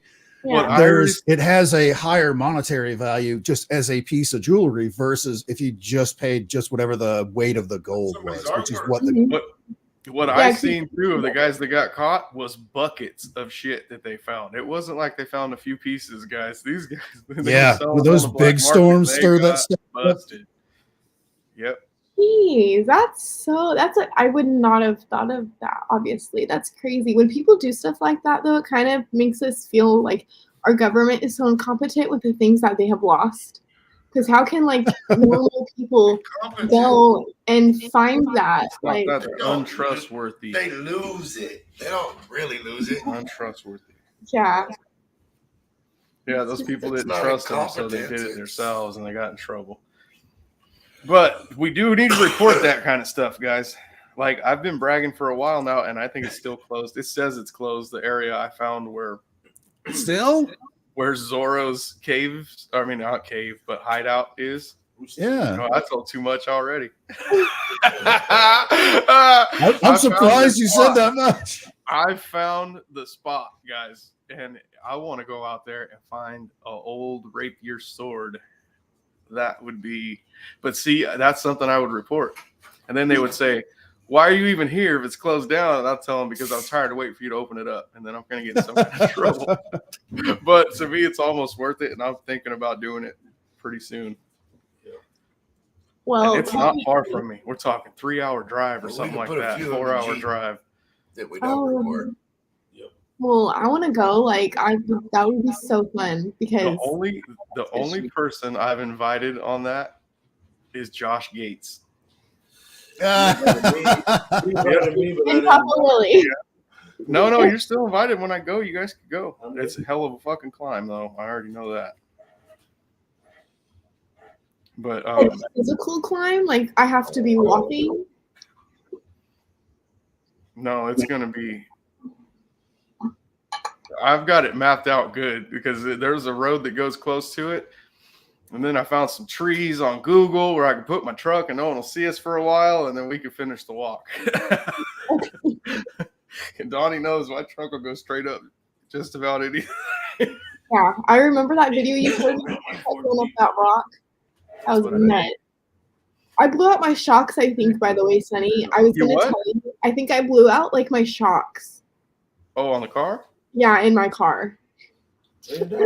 I was going to tell you because I know you know car stuff like super Does it well, float? but it's not as smooth as it used to be as like it was. And I think what happened was I was going on a dirt road and there was a really steep hill and I was going a little too fast and I didn't think of how steep the hill was, so my car almost caught air. And I don't have an off-roading car, you guys. Like I saw a Raptor do this, and I obviously got a little excited. So, and then I was on like the cement, and I could feel it in my gas pedal where it wasn't as smooth. And then today when I was driving, I went over just like a regular bump, and you guys, I felt like my car hopped, like the back of it, like boop, and I was like, ooh, the shocks are not absorbing that impact. Okay, it needs an alignment real bad. And then they'll tell you if you need shocks, but that's what you did is you knocked it out of alignment in the rear end. And they'll align the whole thing, not just the rear end, but that you can't jump a street car. It knocks them out of alignment. Yeah, I didn't know that. Oh my god, you guys, I watched a video. Oh, Arden's in here. Hi, Arden. Oh my gosh, you guys. Okay, so I was watching a video of a Jeep or a Raptor or a Bronco. One of those real good off-roading cars do that exact thing. Or actually, it was a Toyota 4Runner. It did that exact thing where it went off of a jump like that, and it wasn't even a jump. It was just like a hill on a road. And the whole axle like fell apart. Like something in it like frayed. Yeah. Good thing you weren't driving one of those. You guys, I was so scared. Like when I was like driving into my house today, having to tell like my parents, I'm like, I don't even. The axles came out. Yep. I told you that's how you take the axles out. Remember? You kept asking me. Billy, I said Billy for a while. Billy was going to replace the seal on his Jeep, and you had to pull the axles out of it. And he had asked me how a few times, and I found a video, guys, it's on TikTok or something, and it's of his Jeep, like the same model and everything, and it's out here at Pismo where we're at, and it's going down a hill, and it comes up another one and launches, and I mean, it goes far. And he keeps it to the floor. Because we don't want it to nosedive. So it's floating up there good. It goes way out there. And when it lands, the axles pop out of it. They shot out of it. And I told Billy, that's how you take the axles out right there. That's going to happen to me one day. That was the simplest way I ever seen. Pull up the video I have shared. Okay. Here's what Enzo has. How you doing? This is what a guy found just walking along the beach in I play it. down in the gold. That woman? This They're all this over is the- obviously reenactment, but look at this chunks of gold this guy is finding on the Yep. beach. Now that kind of gold you ain't got to report. Mm-mm. Yeah, it's just a lump. I mean, yeah, with taxes you do. What is that? yeah, right. But you know, that's That's not gonna gold they're happen. gonna take away from you. But if it's a gold coin, 24 karat gold, Jeez. oh, that's your ass, dude. You know there's some gold coins. $4,000. Ran just to walk on the beach, you Just guys. The beach and looks down. It's like, hey, what's that? And I'll tell you guys one thing right now. I took a vial of gold in from a secret spot. And the guy asked me where I found it, and I just laughed and said, "You out your fucking mind, dude." Like, why would I tell you this? To sell it, right? The guy I'm selling it to is asking me where I found it, and I just laughed. So I was like, "You are crazy." So he takes it in the back. He's back there for about a good 10 minutes after he waited up in front of me. He went to go double clean it out, and I could see him doing it. So he cleans it out. He comes back and he goes, "You still don't want to tell me?" And I go, "No." And then he told me where I found it at, and he said, "And you still don't want to tell me you found it there?" And I go, "How the fuck did you know that?" And he said that they can tell from the minerals, the dirt that I leave in there and shit, not just the gold, but they can tell where it came from. What? Yep. I was Not me, I melted in bars. I've done that. Yeah, but even when you melt it in a bar and they test it, you do need to mix it up with a whole bunch of other stuff. That's what I found out. Or they'll know exactly. In other words, if you're claim jumping, you take that gold in there to sell it, they're going to know. If you don't own the claim right in that area that you were claim jumping. Wasn't me. Interesting. It was me. I jumped your claim, you fucker. I'm sorry. That's mean. It wasn't me. It's still amazing to me that people still have that out there, that they can still pull a little gold out of those places.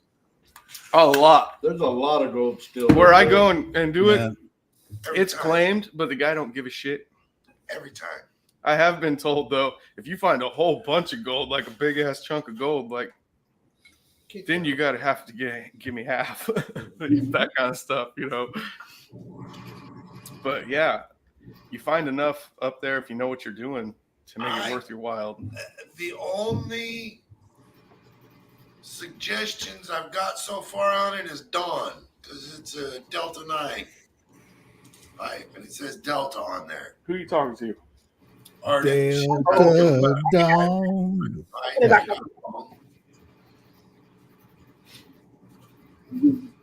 Yep. That's cool, though. What was that noise? What is that? That was probably that's your- the heater. That's your heater. Yeah. It's glass. I don't look My like it. house is very old, yeah. I was like, what is that? I don't have any hash yet. Everything's just falling apart very slowly, you guys. I get the thing right in my ear, so I can hear it a little clearer than everybody else. Go lay down. Damn it. It's not distracting. It was just nobody was talking right when it kicked on. I was like, what the hell is that? Imagine not living here and you just being like in the garage and it just sounds like this thing's about to blow up. It's literally, oh, it's bad. Peter ran out of fucking juice. Oh, you got cold? Got cold in there earlier. Go lay down. Poor dogs. Sorry. Dog's trying to get in here. Yeah, I got that skeleton for $1.27 at Walgreens when I was picking up my prescriptions. I got another one that's bigger that's going to go in my pond. I'm going to put some plants in its ribs and put it in my creek. He's got a big ass pond with big old goldfish in it. The big old fancy ones. And I got that one. I got both of them for $5 because it was after Halloween. Gotta love a sale. I love a sale. Especially the big one I got is like 4 feet tall. It's like probably a $40 little skeleton, and I got it for less than $5. I got both of them together for $5. The one was specifically $1.27. I remember that. I think the other one was $2.99. That's really good. Heck yeah. I think people in the store were going to buy it for themselves, and I got to it first. Because they're cool. Complete little skeletons that the hands move, the feet move, the knees, the hips, the head, That's shoulders. cool. That sounds elbows, super cool. It should have cost like $20 at least. Yeah. I figured the little one was probably 15. The one that's wrapped around my pipe. I figured that was probably 15, $20. The other one's probably 40. What I'm sharing what he's talking about. I'll bring it up. Puppies. Yes, I did find a home. Oh, yep, there he is. There it is. That's so cool. And that's my fish. That's my big fish right there. Dude, go lay down. Gee, get out of here. Go. You have such like a nice little spot. That's my backyard. That's my smoke spot. That's awesome. You see them big ass goldfish? Yeah, I that's try so to catch them and eat them every time I go over there. You know what's funny, Enzo? When you go over there really and you walk up to the edge right there where he's sitting, but when I walk up there, they all swim up there and stick their face out, want you to touch them or feed them. Or Yep, they're yep. like dogs. Yeah. Yeah.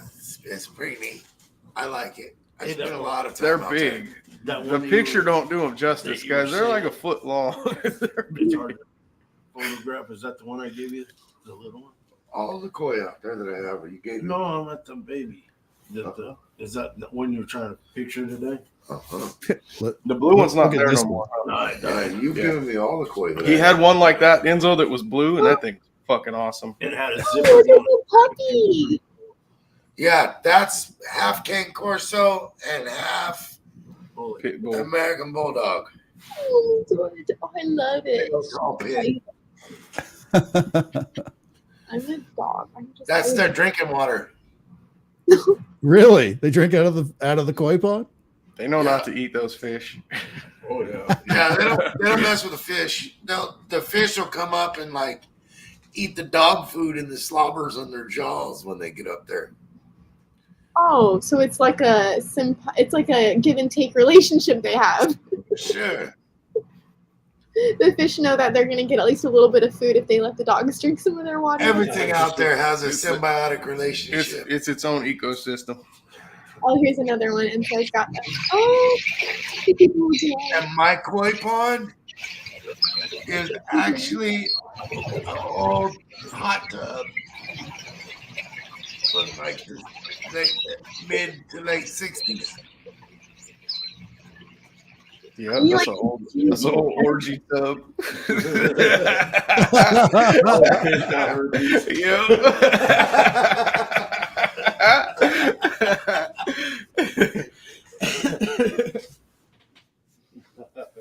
Yeah, and then I took a Sawzall and cut some spots out of it and put a pond liner to a friend of mine was going through some shit and knew he was losing everything. And he said, "Hey, bro, that's a pretty nice pond you have there.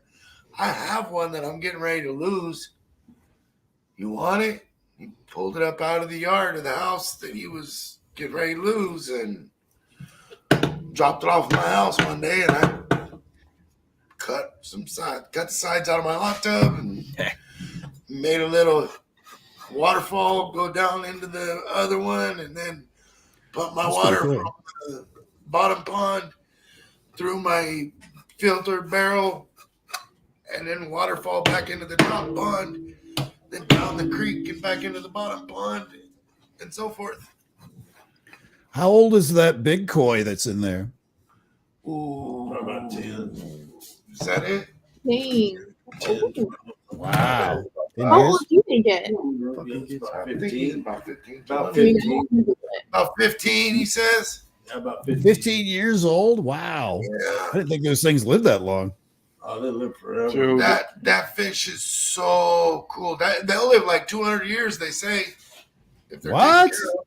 Yeah. Wow. If I get hungry, You have an average lifespan of 40 years. The oldest known koi is believed to be nearly 230 years old, though. Wow. That's super cool. Yeah. We can outlive us.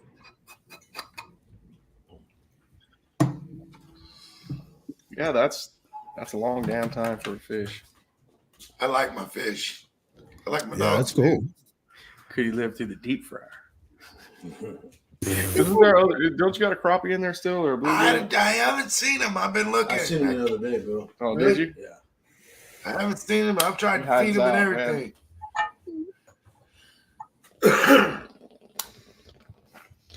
Have you guys? Okay, so this is. I don't know if you guys have gone fishing, obviously, but I live on a lake, and I don't know if you guys have ever seen this. You live what? I live on a lake, and I don't know how. And you guys obviously go fishing a lot and spend a lot of time outdoors. I don't know if you guys have ever seen this, but it was super. It was crazy when I saw it. But have you guys ever seen like koi fish or any like other fish, like herd one of their fish in a group like up to the surface? Like, have you guys ever seen that happening? I make it big. Like they were trying to The like. water get foamy. Yeah, and they were trying to like herd this one fish up in the air. Out of the water. They're like trying to kill this one fish, this other fish in their Oh, they're skin. mating. No, They're mating. Are you sure? they're trying to bone. Yep. Really? Yep. Yep, they're knocking all the eggs out of that female and jizzing all over the place. Oh, I watched the fish Hey. orgy. Enzo, I've been waiting to tell you. I was gonna message you this earlier. I gotta tell you now. Donnie's here too. So I gotta tell you this. I came across these kids in a live stream because I'm gonna forget right now if I don't say it now. And they had military suits on, right? That's what you were watching. They were in the military. Okay. So it was just there. Some other kid was filming it, and I hear them kids talking, and they're in the Marines. And the kid filming it says, "What do the Marines do? Are they like, do they fly planes, or are they the land guys?" And he said, "I don't know." And I go, "Well, now they got my attention." I was like, "What do you mean you don't know? You're a fucking Marine." And he said, "I don't know." He goes, "I think we just do the land stuff." I was like, "It's Marine, motherfucker. It's in the name. You don't think your ass is swimming or flying. You're crazy. They're going to push you out of a plane at one point. You're going to land in the ocean. I promise. You're going to see you're a Marine." He didn't know. It blew me away. I was like, what the fuck? That has to have been like a joke thing because today it is wasn't a the joke. Marines' This is 100%. birthday. It's Yeah, their today's Marine's birthday. Okay, well, this wasn't a joke. This was it was 100% not a joke. They didn't know. There were The kids nowadays there were with this three stuff. guys. Only one was talking though, and they didn't know between the three of them what the fuck they were gonna have to go do. They're like, I don't know. We just saw. Here for a rude awakening. Mm-hmm. That's a way to wake up. Were they like super young? Maybe they were still in like the ROTC in high school and didn't know. Maybe? Yes. High school kids, but in the Marines. Oh, okay. They were already Marines though. But didn't know what what they were in for the next 4 years after they graduate this year. Like, I just thought it was funny. Yep, you should have joined the Navy, boys. They give you jet skis and sailboats and shit. No way. I want one of those Iron Man jetpack things I can hop around on. Seen those? Those are crazy. Yes, those are sick. Mhm. That's probably for the Marines too. No, Yeah, they don't let them play it would be. stuff. No, Yeah. that's right. They get all the old hand-me-down stuff. They get the heavy shit. That's funny. Yeah, today is the Marines' birthday, and tomorrow Happy would birthday. be just Veterans Day, regular Veterans Day for everybody else. So Happy Veterans Day, guys. thank you. Sure. Yeah. Happy Veterans Day. Almost. We'll be patriotic about it. Oh, Happy geez. Veterans There we Day. go. Is it that time yet? Almost. Yeah, it is. Right on. Yeah, I was supposed to drive in a parade and Joe's truck broke down. Oh man, Yeah. dodge that bullet. I didn't want to do it anyway, man. Man, someone asked me to be in a fucking parade one time, and like a dumb shit, I agreed. I ended up in a pizza box throwing candy to Pizza kids in the box. back of a truck. Oh yep, Big I remember ass that. pizza box costume. How is that a pizza box that cost you? Because there's only one pizza place in this little ass country town. And they were in the parade. I know how that goes. Yep. I look more like a Yeah, there you calzone go. box when I was in that box. I didn't look like no pizza. In there. Arden says her mom is marching in the parade in the Legion branch later on today. Yeah. Because in Canada, it's Remembrance Day, I think, for think that's tomorrow, what which they is call it. it's the same idea as Veterans Day. Wow, For the Canucks. 80 years old. That's fantastic. marching. It I couldn't was, even march. it was Armaments Day before it was. Armaments Day? Yep. Armaments Day does sound. I ain't all that far from 80. I don't feel like it anyway. Oh, we're halfway there. Stop that. That bug zapper, man. Sometimes. What branch of service was you in? I was in the Air Force for 24 years. Ooh, the Air Force. Right on. Yep. I won't say I was no door kicker. I was nobody's This hero. fucker a shotgun and let him I'll- shoot deer and paid him. Right. Oh, that's the deal. Yep. The last few years I worked in the safety office, which included basically keeping wildlife off of the airfield, not letting birds fly in front of the planes. Right. Well, that also included coyotes, dogs, bobcat. I had to shoot a bobcat one time, deer, anything like that got on the base. Didn't matter what season it was, we had free range to knock them down. Where we stationed? Where we stationed? Montana? No, Kansas, actually, just Oh, outside right of on. Wichita. We don't get the giant deer here, but we get some decent sized whitetail. You were even stationed in Kansas? Is that how Yeah, you ended up there, or is that where you're from? About 7 miles that way. Is that how you ended up there, or is that where you're from? You just looked No, out. I originally was I was born in the southernmost part of Ohio, which is across the river from eastern Kentucky, where I did most of my growing up. I spent 3 years of my high school life in upstate New York, and then moved back to Kentucky. Joined the Air Force. What's upstate New York? Anything outside of New York. Well, that's true. I was way upstate in those regards. I lived about 50 miles north of Albany in Glens Falls, New York, which is near Lake George. A lot of people know Lake George. And then I ended up, after joining the Air Force, getting stationed in Plattsburgh, New York, which is way up north, almost in Canada. It was actually closer for me to do a beer run to go up to the border of Canada back when you could just drive up there. You just needed your driver's license. You didn't need a passport or any of that other dumb stuff. We would go up to the border. Do you have anything to declare? Nope. We would go to the next exit, swing around, and then hit the duty free on the way back and buy Molson's or whatever, the fancy Canadian beer is at the duty free shop on the way out. It's like, oh, see you later. Fancy Canadian. And you only had to be 18.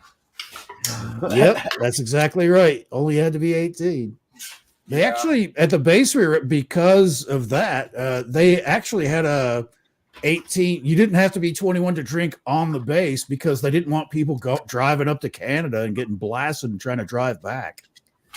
So you could be 18 and, between 18 and 21, you could drink legally there on the base, back in the, 80s and 90s.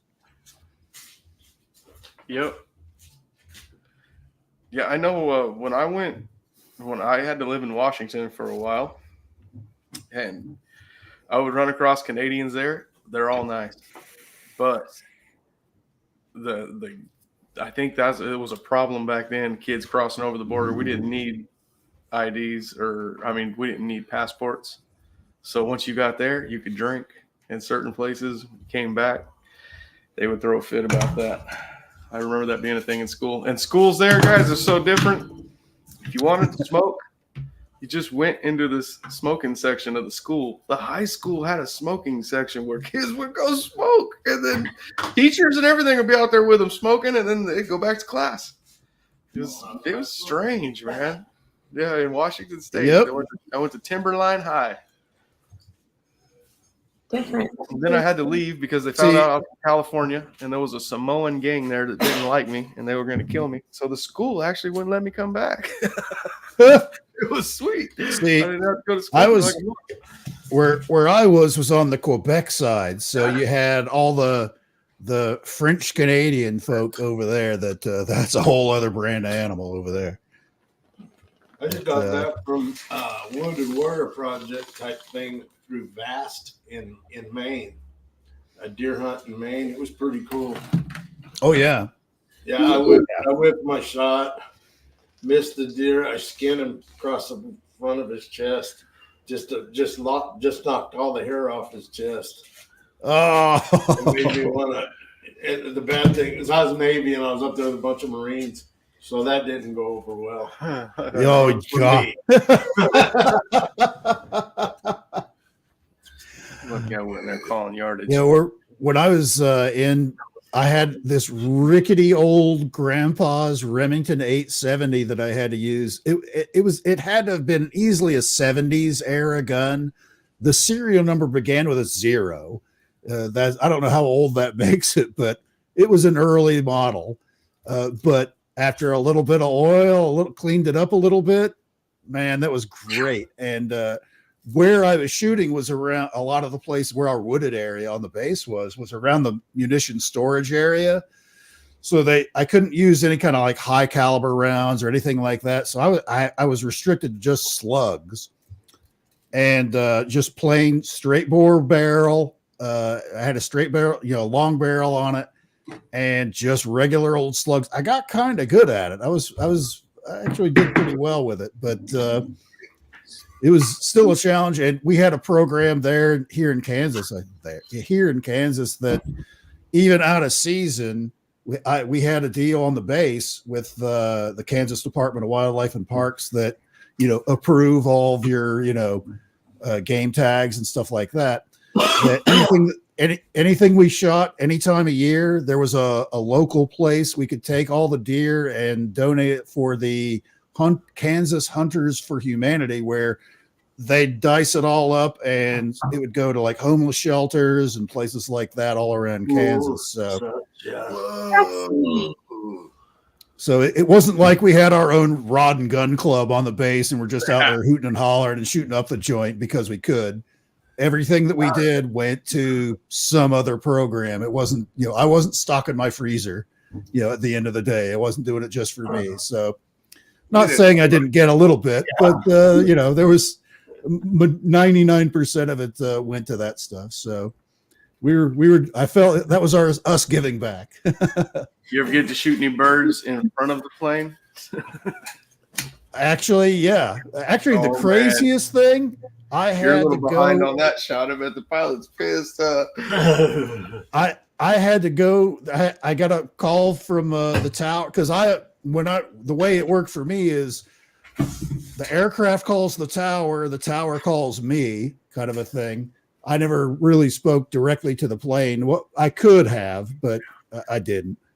But had a plane it had landed and it was getting ready to taxi into the back into the parking area, and it had to stop. It's like what they literally said over the radio, because I had a UHF radio in my truck.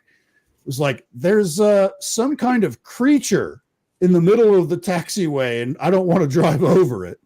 Like a creature. And seconds later, the tower's like, yeah, they're calling some kind of wildlife out there that it's keeping it from taxi. I get out there, it was a snapping turtle that I'm not kidding was at least this big around. It was fucking prehistoric fucking monster. Because we had this small creek that kind of like ran, along nearby. It had to have come out of there. I don't know how the fuck it would have fit. But I had to grab, and of course our truck, we went to like the Tractor Supply store and spent $5 on those gauntlet style welding gloves. Oh, yeah. They can't bite through. Those fuckers can't bite through that. Right. And fucking picking it up by the back, and that neck is stretching out, trying to bite you the whole time, the whole spiel. But it's like, this is really crazy that I'm picking this fucking dinosaur out so an airplane can taxi by. Crazy. And it's just a turtle, but it's huge. Just a fucking turtle like this. It was a monster, man. And God, did it stink. That's what I don't understand about people that do the noodling thing. Ooh, you're brave. Oh, God. You're brave. Uh-huh. Go ahead. Uh-huh. I'm not doing that. That's not for me. Nikki from Sasquatch Secrets in the chat. Surprised I'm talking about a snapping turtle. I don't know why. Yeah, Nikki and I do a little show on Friday mornings. Just a little easy into the weekend, easy listening kind of show. But glad to see you here, Nikki. Sticking your hand in dirty mud holes. I don't know. The YouTube videos, there's some pretty good looking ladies in bikinis doing it from what I've seen. Oh, that's dangerous. I would not risk that. That Hannah Barron or something like that? Hanna-Barbera cartoon? No. There's this gal that noodles and she catches down Scooby-Doo. 80-pound catfish. I've seen who you're talking about. Yeah, I do know who you're talking. There's one, I don't know if it's that same chick, but she goes down and gets one. There's a guy standing above her. And is that when the people just stick their hands down like in a lake and they just pull a fish out? That's it. They let the fish eat their arm and then they pull the grab fish it by out. the asshole. And Oh yeah, like by the gills and then by the When she came up finally, because it took a while, he said, "You were down there for a while." She goes, "Yeah, I couldn't get him out." And her arm's in his mouth, so she can't come up. That's the scary shit right there. You get one bigger than you, and then you can't bring it up. Yeah, I don't know. Not for me. Oh, you sharing something down here, Enzo? I found a video that says Hannah gets bit by a catfish that draws blood. I'm trying to find the actual action shot of it. About her. Oh, here we go. Yeah, I believe that's her dad right there.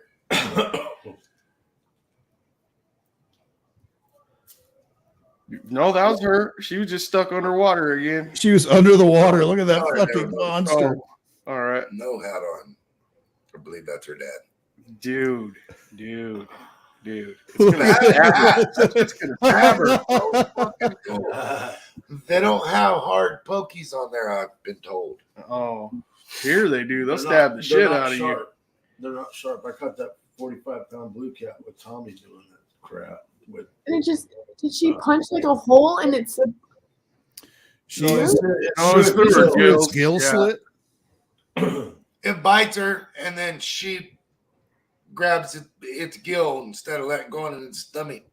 So there's a gill on the bottom of its neck? Well, it runs down to the bottom. On the side of their mouth, like behind the side of their head. When you cut their heads off, you'll see it runs down to the bottom. Yeah, where you're seeing that. Hang on a second, I'll show you. It goes down there. She's going to turn around here in a second. You'll see right there. These are the gill slits, and it's got another one on this side. She's reaching through the back side of the gill slit through the front of the mouth, and you can see her fingers right there.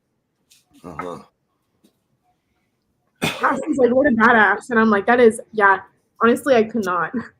All right. I better take it down now. That's what we were talking about. Cool.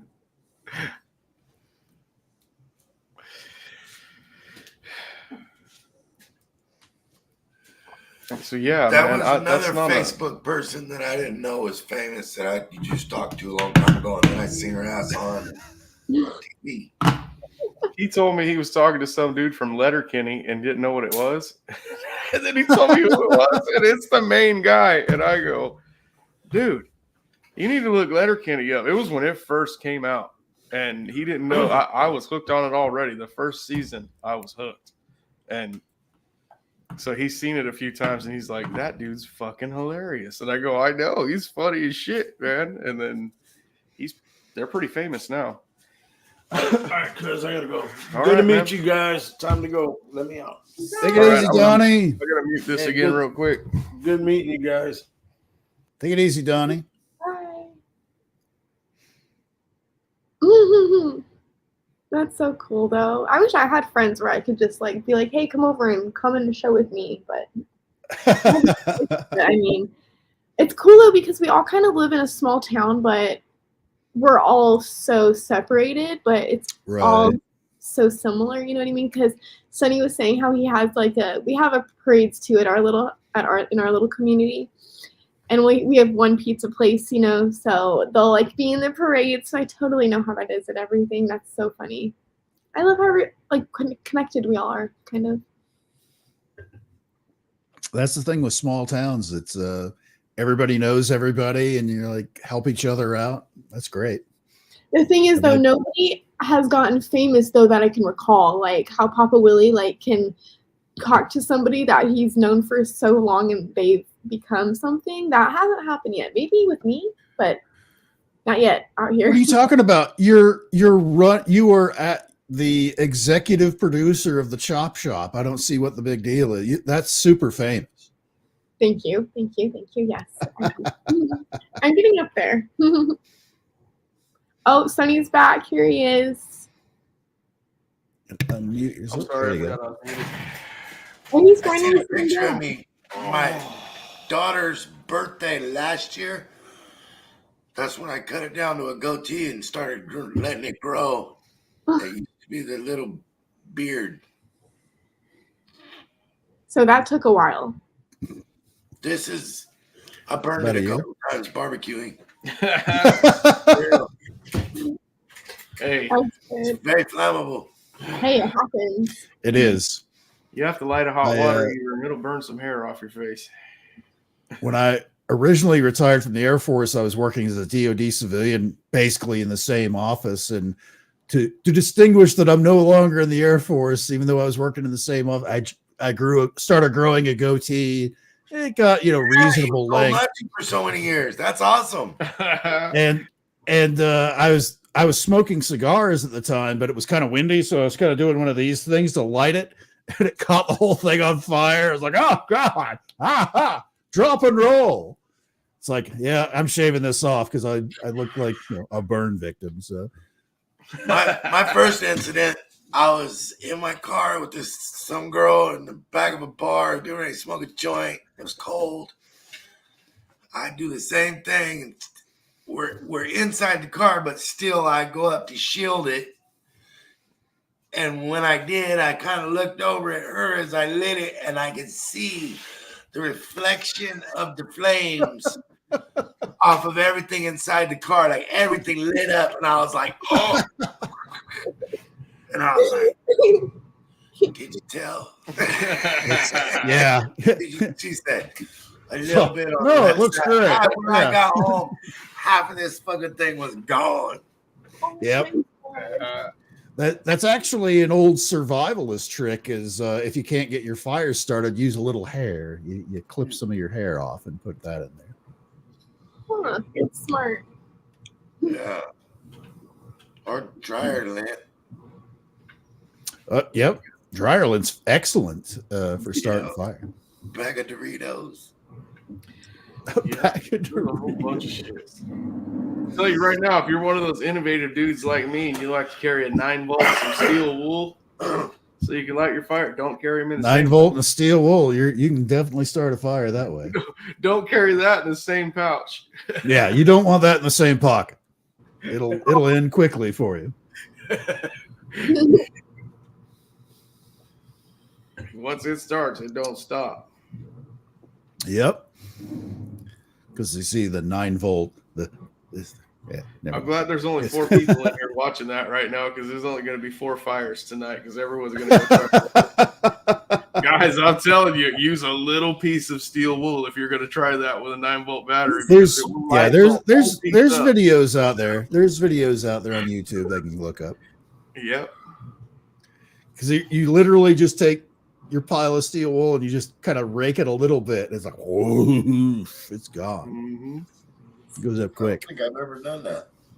Oh man, I don't even think I've ever seen it done. it works with anything too. You don't have to use a 9-volt. You can use a AA battery or anything. Yep. I just don't like touching my fingers to it, so it's easier. Anything that shorts it out, yeah.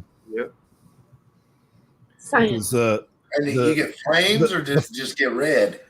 No. It flames. Well, the fibers of the steel wool are such thin little pieces that they just ignite instead of just get. If you run too much energy through a regular wire, it'll start to glow and the insulation will melt off and shit like that. You don't have any of that with steel wool. It's just tiny little thin strand, thread thin strands, and it just boof. What'd you say, Ren? You got to take off? Is that what you said? No, I didn't say that. She didn't say that. Trying to run her off, I know. man. I thought she said, "Sonny, I got to go" or something. No, why are you manifesting me getting tired? Okay. I thought I heard you say that to me. I must have. No, I think you're the one getting tired. I think I he's was getting already tired. He wants to go, is what he's really saying. I It's started 2.5 smoking hours weed. in, so. I started smoking weed on Tuesday. I Love Weed Oh. on Tuesday. It was like 5 o'clock, and that was early for me. You literally took a nap earlier, didn't you? Yeah, Oh my Yeah. But this weed will get right on top of you. Oh my gosh. Cheers. It's strong stuff. Yes, on Tuesday. I heard it too on Tuesday. I did really good on growing weed this year. That's awesome. Yeah, it was really Is sweet. that whole jar you had just from that one bit that you had the picture of? What? You had the jar, that mason jar earlier. Was that just from the one thing that you had, that one pod you had earlier? No, that one. Well, it's drying right now, but it will probably fill 3, maybe 3.5 jars. Oh wow, really? It'll go that far? Yeah. Oh, for sure. Obviously, the non-weed guy asking It's weed. seriously like 2 Yeah. feet long. That bud is like No, Yeah, that was giant. tight. Yep. Like That's like one of those mini Christmas trees squeeze it you with buy at the all store. one You know. lump.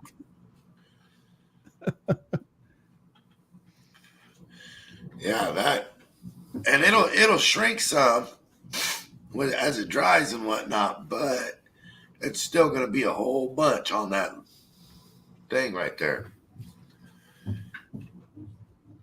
I think you can still see the little strings that we put up here in the rafters of the garage, because that's where we hung ours, like when it was, when you have to hang in that stage of Yep. hanging it.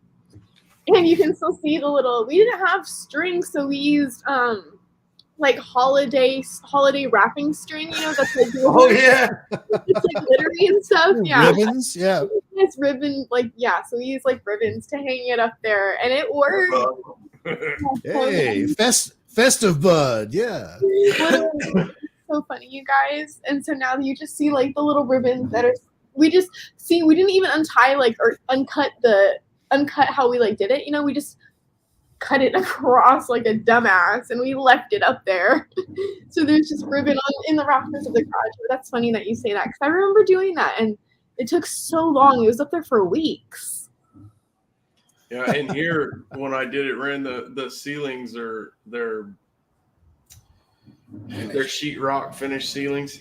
So I ran twine from the electric garage door opener mounts, so they just swing across the bottom of the ceiling, and then that's where I had to hang all the weed.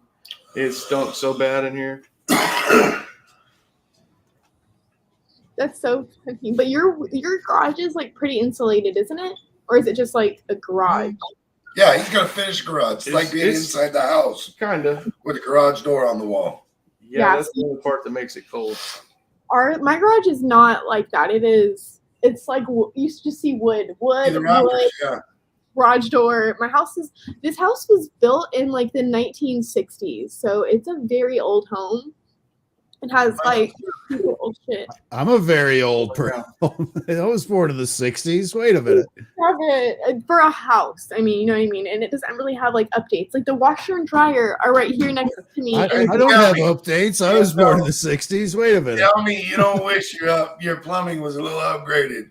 Who couldn't use an upgrade? That's for sure. That's you guys, you know what sucks the worst is we do not have a water softener. So we have like, I'm pretty sure like half of our pipes are probably like corroded on the inside because like go buy one and install it. It's not that hard. Enzo, do you know how much they cost a water softener for a home Yes. It's so expensive. No, it isn't. Well, I mean, it depends on how, like, actually the one I have in my place, because I have a townhouse. It's like 1,400 square feet and then an unfinished basement. I bought one at my local joint here, a little home place.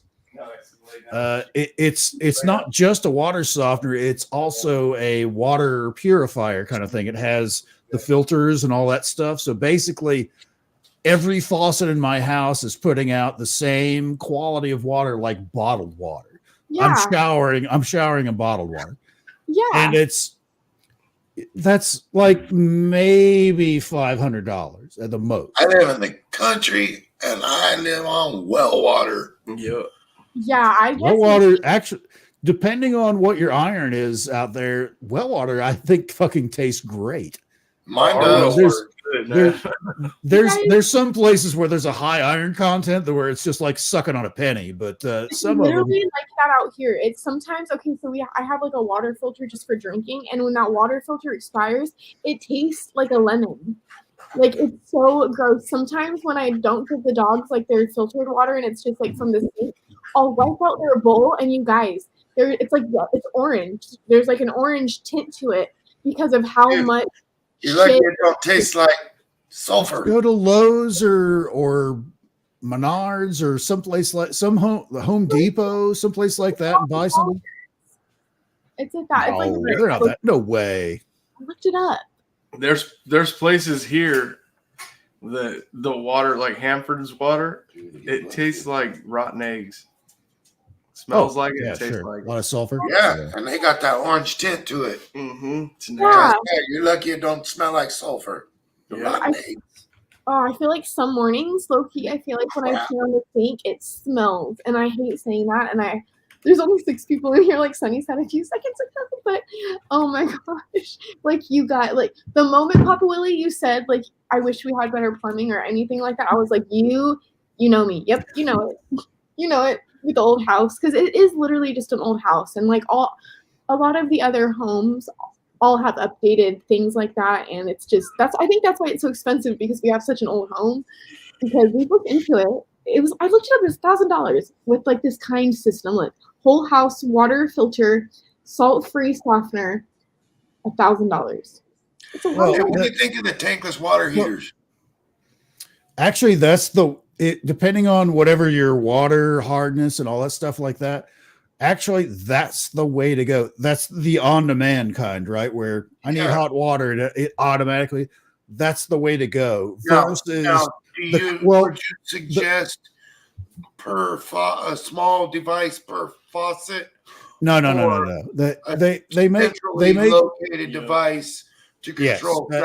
They make whole house type versions of that, and when you've got one of those. If it was me, like for me, I've lived in my place since 2002, and we have very hard water here where I live. And I've gone through 3 water heaters in all of that time because the water's so hard, you get sediment that forms at the bottom, even like fancy, high dollar water heaters, and it rots out the bottom of the water heater. You can flush it, but that's does only not. going to buy you like a couple of years. It's not. It's I don't not have a an issue foolproof with thing. that. Our We water had- heaters quit working for other reasons and become barbecues. Yeah. Right. It'll sound okay. Sometimes I'm out here and the water heater will sound so like you can hear it like gurgle and like work through all that Yeah. sediment because there's so much in it. I know exactly what you're talking about. But the kind like you're talking, the on demand type, that's the way to go. Especially because basically, instead of sitting in a water heater and it keeps the water hot all the time. It doesn't matter if you're using it or not. You're spending money where it's heating this bucket of water, basically, however many gallons your water heater is all the time versus an on-demand water heater. It's only heating it as you need it. So energy efficiency and stuff like that. I mean, whether it's like where I live, gas is available. So a lot of my stuff is a lot of stuff in my area is gas powered. I have gas in my house. That's how I have a gas hot water heater. That's not available everywhere. So you got electricity. If it's not, basically you're heating water in a, conventional style, big, column style water heater for nothing. If you're not using it, you're just heating water for no reason. The on-demand stuff, it's bam, and it's pretty quick. Okay, you might turn on the hot water and it may take a few seconds for it to get hot. Yeah. Versus keeping hot water all the time when you're asleep, when you're at work, all this time frame. I think in the long run, you're better served for those on-demand style. In the long run, it'd be way better off. Agreed. Yeah, that's And you don't have to worry about like in my situation where I've got hard water that'll rot the bottom of the tank out over time. The last time, because it's cheaper, per time I have to do it. But after like the third or fourth time, it's like, fuck, if I had just gotten like the on-demand, a dozen years ago, I still wouldn't have to bother with that because there is no like reservoir that it's just sitting there and just rotting out the bottom of this stainless steel tank. In my house, personally, I could centrally locate one to where the water would get to any of my hot water faucets way faster because right now it's got to go across my whole house and then split to cut to my kitchen and my bathroom. That's a whole house too, right? And it is like you said, that is the old house, just like hers. About the same time period, probably late 50s, early 60s. Yeah, I don't know how built really, but my place was built in the 80s under that, that standard, big cylinder style hot water heater, which I still have in my basement. I pay extra to get like the fancy, the I think Whirlpool was the one that I have the latest one in, which has the stainless steel, inside, so it'll last a little longer. In 40s? I don't know. Because it was an old house in the 70s when my parents bought it. Yeah.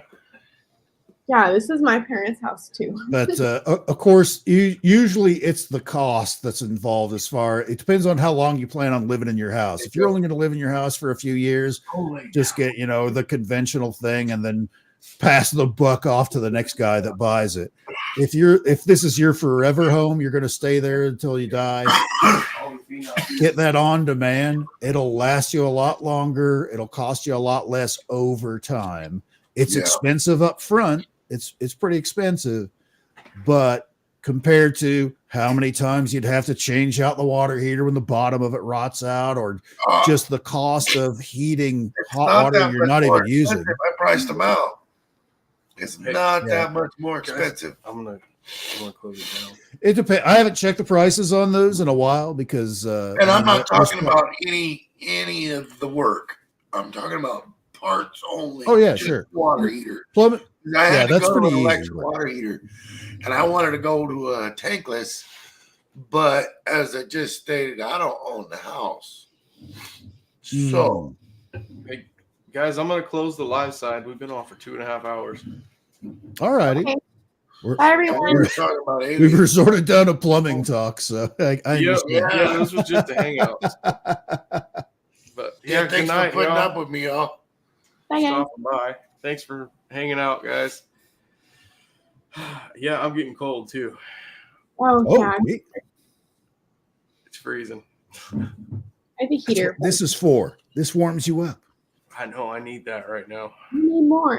The dog's cold too. He's over here snuggling me. I know this dog's I'm, walking in the house. I'm this smart with the blade and bow. But okay, guys, I'm gonna end the show. Yep, we'll just say bye. We don't have to go out with no intro. So bye, y'all. We'll see you next See ya. Friday. And Ren, maybe let's work on a show and then we'll have a topic for next Friday. Oh, a topic structured. Yep. Right. And if you got any ideas, let us know. All right. It can be on anything. It don't always have to be paranormal. I don't care what you guys choose. Just let me know. We ended with plumbing talk. It doesn't have to be about paranormal. No, I don't. But it won't be about plumbing, probably. I hope not. Bye, Henry. All right, guys. Bye. Peace out. We'll see you Scott. guys next Friday. Cassie. Yep. See you all. Cass- Thanks for hanging out in the chat room. We'll have next Friday. I'll grab a topic and I'll advertise it, and we'll have another show next Friday. And Enzo, you'll be joining us, maybe, yeah. Probably, yeah. All right. Sometimes you're booked for other places, so gotta ask first. So yeah, guys, we'll be back again next Friday. See y'all later. See you in a week. Bye. Yeah.